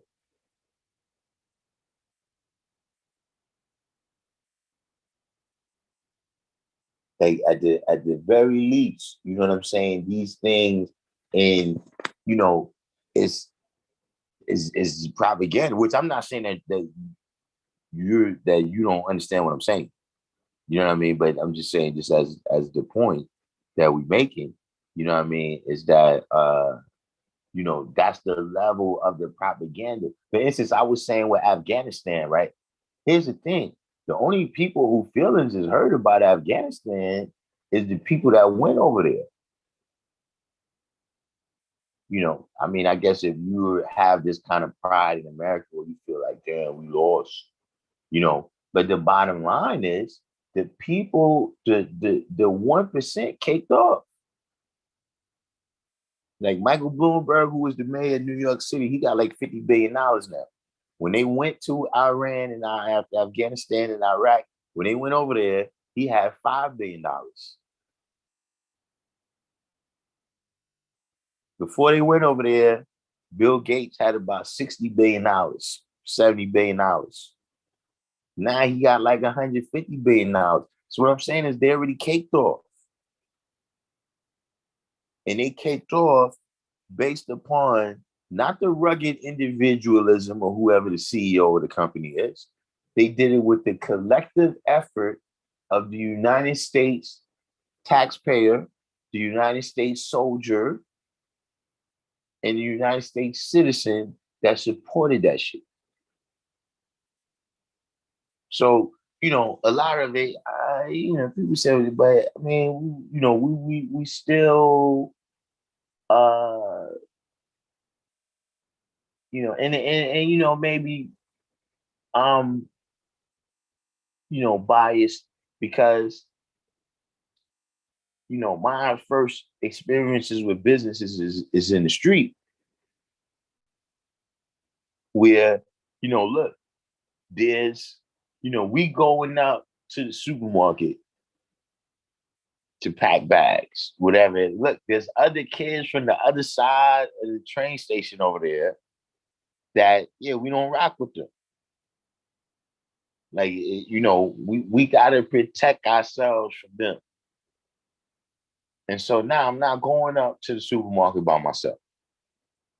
I'm going up there with the brothers and we going to stick together. And you know what? You might got $2 more. You know what I'm saying? If your man wasn't there, but when them kids catch you and take all your money, then you're going to wish you just shared that $2. That's the world I'm from. See, like I said, when you from a world, see, like I was saying in the beginning, see, it's all this police now. That's something that's new in my lifetime. Like for the first 20 years, police ain't come. During my whole formative years, police was not like I seen shit go down for 30 plus minutes, shit going down. Police motherfuckers, look, they pulled up over there and rolled right past like they ain't see nothing.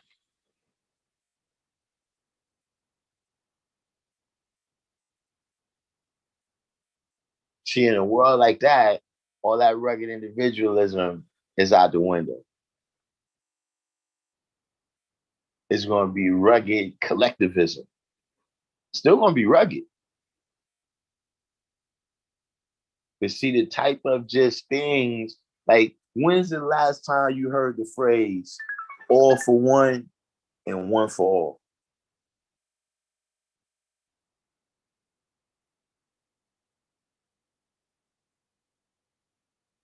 But, to me, all that stuff is flawed. Like, when you got this mentality, individualism, and it's all about me, yeah, don't be shocked when you get to the court and somebody snitched on you.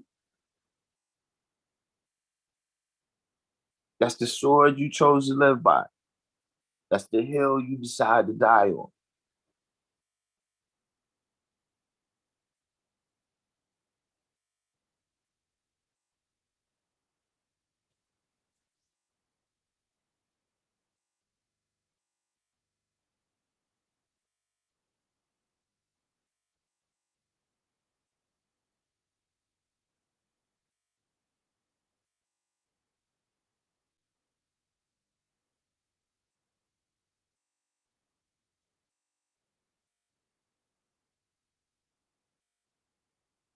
And it was just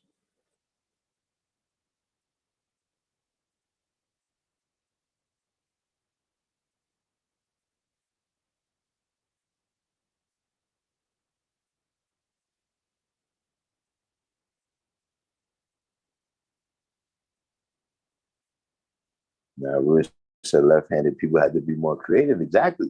And you hit it on the head. Even that word, Black people have to use their creative power. They have to use their creative power.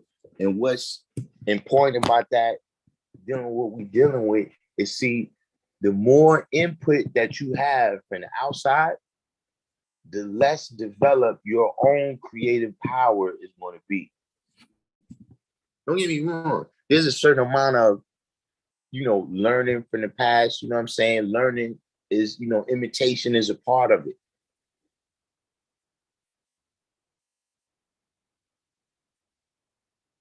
But there comes a certain point, right, when, okay, you've learned certain things and now you have the tools to bring that creativity out of yourself. And so, see, all these different things, the TV, it is not just the distraction of it.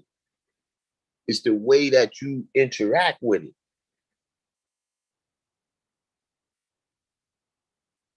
So you got emotions because your friends is there.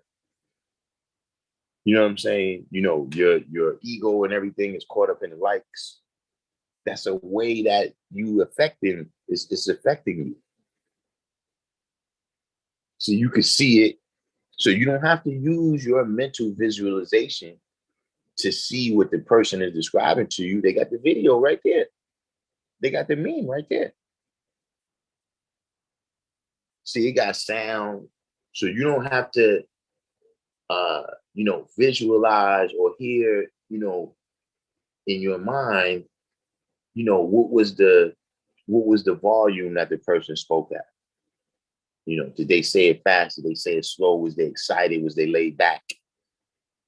See, all of these things, you have to use your imagination, right?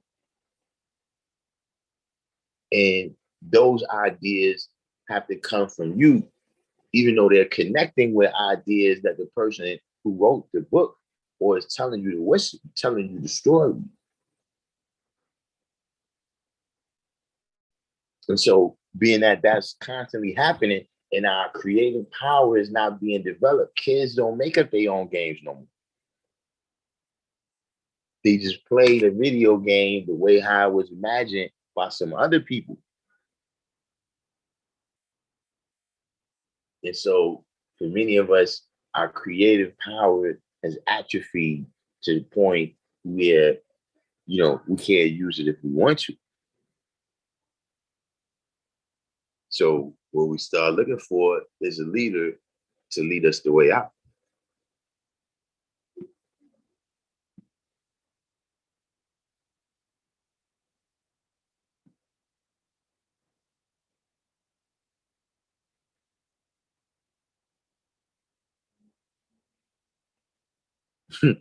That we agree, so we can take it to a more practical level. Looking at our neighborhoods, the people from the bodega really go next door to the Chinese restaurant, and the Chinese restaurant never go in the bodega. Actually, there was a lady in the store, and she was saying how she never really, she was always on some like fuck buying black shit, like I ain't gonna say she said fuck it, but she, she didn't really, whatever she was expressing, she didn't understand the science of it. Until she said that she went to the nail salon to get her nails done. And she had a cell phone store, on the same block. So she go in the nail salon to get her nails done.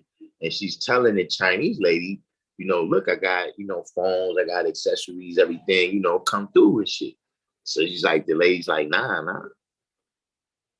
She's like, nah, I got the good stuff, man. Cause everything's original, boom, boom, boom. It's like, nah. It's like, nah, I'm saying, man, right here, boom, boom, boom. So then she's like, yo, the lady just finally came out. I was like, yo, look, I only buy from Chinese. And then she was like, suddenly it hit her, like, so when I seen her, she's telling, yo, yeah, we got to support each other and stick together and all this stuff.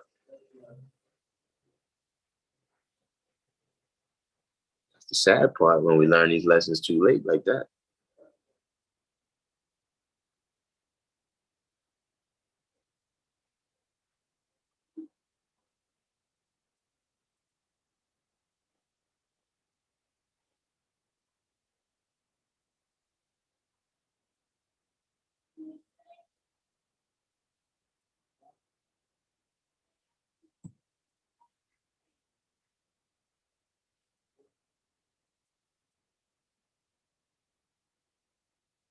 Shaka Dude said I could barely find a left hand watch. See, that's what I'm saying.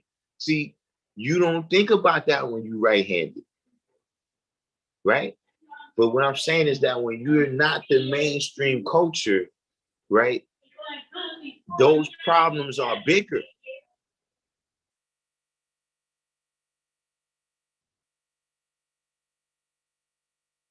You know, now that's, wearing a watch. Yeah, I'm sure he could wear the watch on the left hand still. But now that presents other issues. You wear it on your other hand because, you banging around a little bit more with your dominant hand. You don't want to, you don't want to hit the bezel, man, when the diamonds get chipped up or something.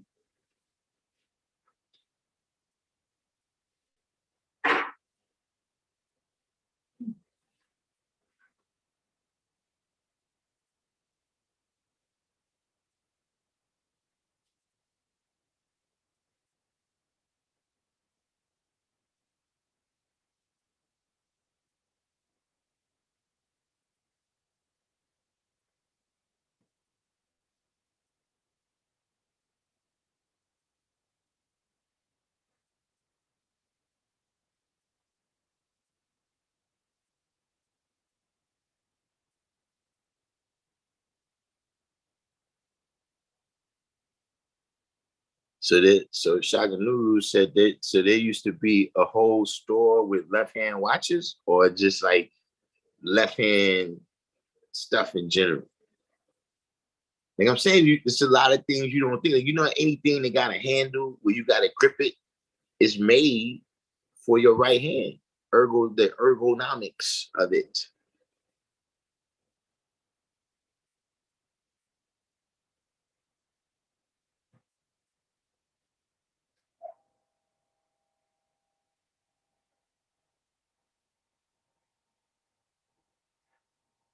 But it's about that time. Wind us down. We had a good one. Everyone remember? Well, this Saturday, I don't have the address on me right now, but I'm sure if you look on the Facebook, different platforms, you see that Jameen, her memorial is going to be Saturday out in Canarsie. So anybody that's interested in that, going out there, make sure that you aware of that. And also don't forget the rally this month, September. Let's be sure. Let's be sure. I want to say it's the Wisdom Equality Day. It is the Wisdom Equality Day, September 26th. The rally is at a law school in Mecca at 2:00. Be there or be square. Other than that, everybody that made it this far on the live, make sure you do the each one, teach one. Hit the like button. If you're new to the channel, subscribe. Of course, we'll be back on tomorrow. So if you want to know about that, hit the notification button. And see, Eric Green said, even though they made left-handed watches, see, this is what I'm saying. These is all things. How many people think about this when you right-handed? Right? Left-hand products, scissors, coffee cups, notebooks, all these different things that just present greater problems when you're not a part of the mainstream society that everything is made for. And so, like I said, when these different, drugs, et cetera, come into the mainstream, right, or come into the greater society of which we a subgroup, you know what I'm saying? That stuff doesn't always work for us the same way. You see what I mean? Because we're in a subgroup that things are not made for our benefit. But we'll get into it tomorrow. I actually got some other stories that we didn't cover. Some other stories that I thought was interesting. Other than that, I'm gonna sign off and see y'all tomorrow from the G building. Salute.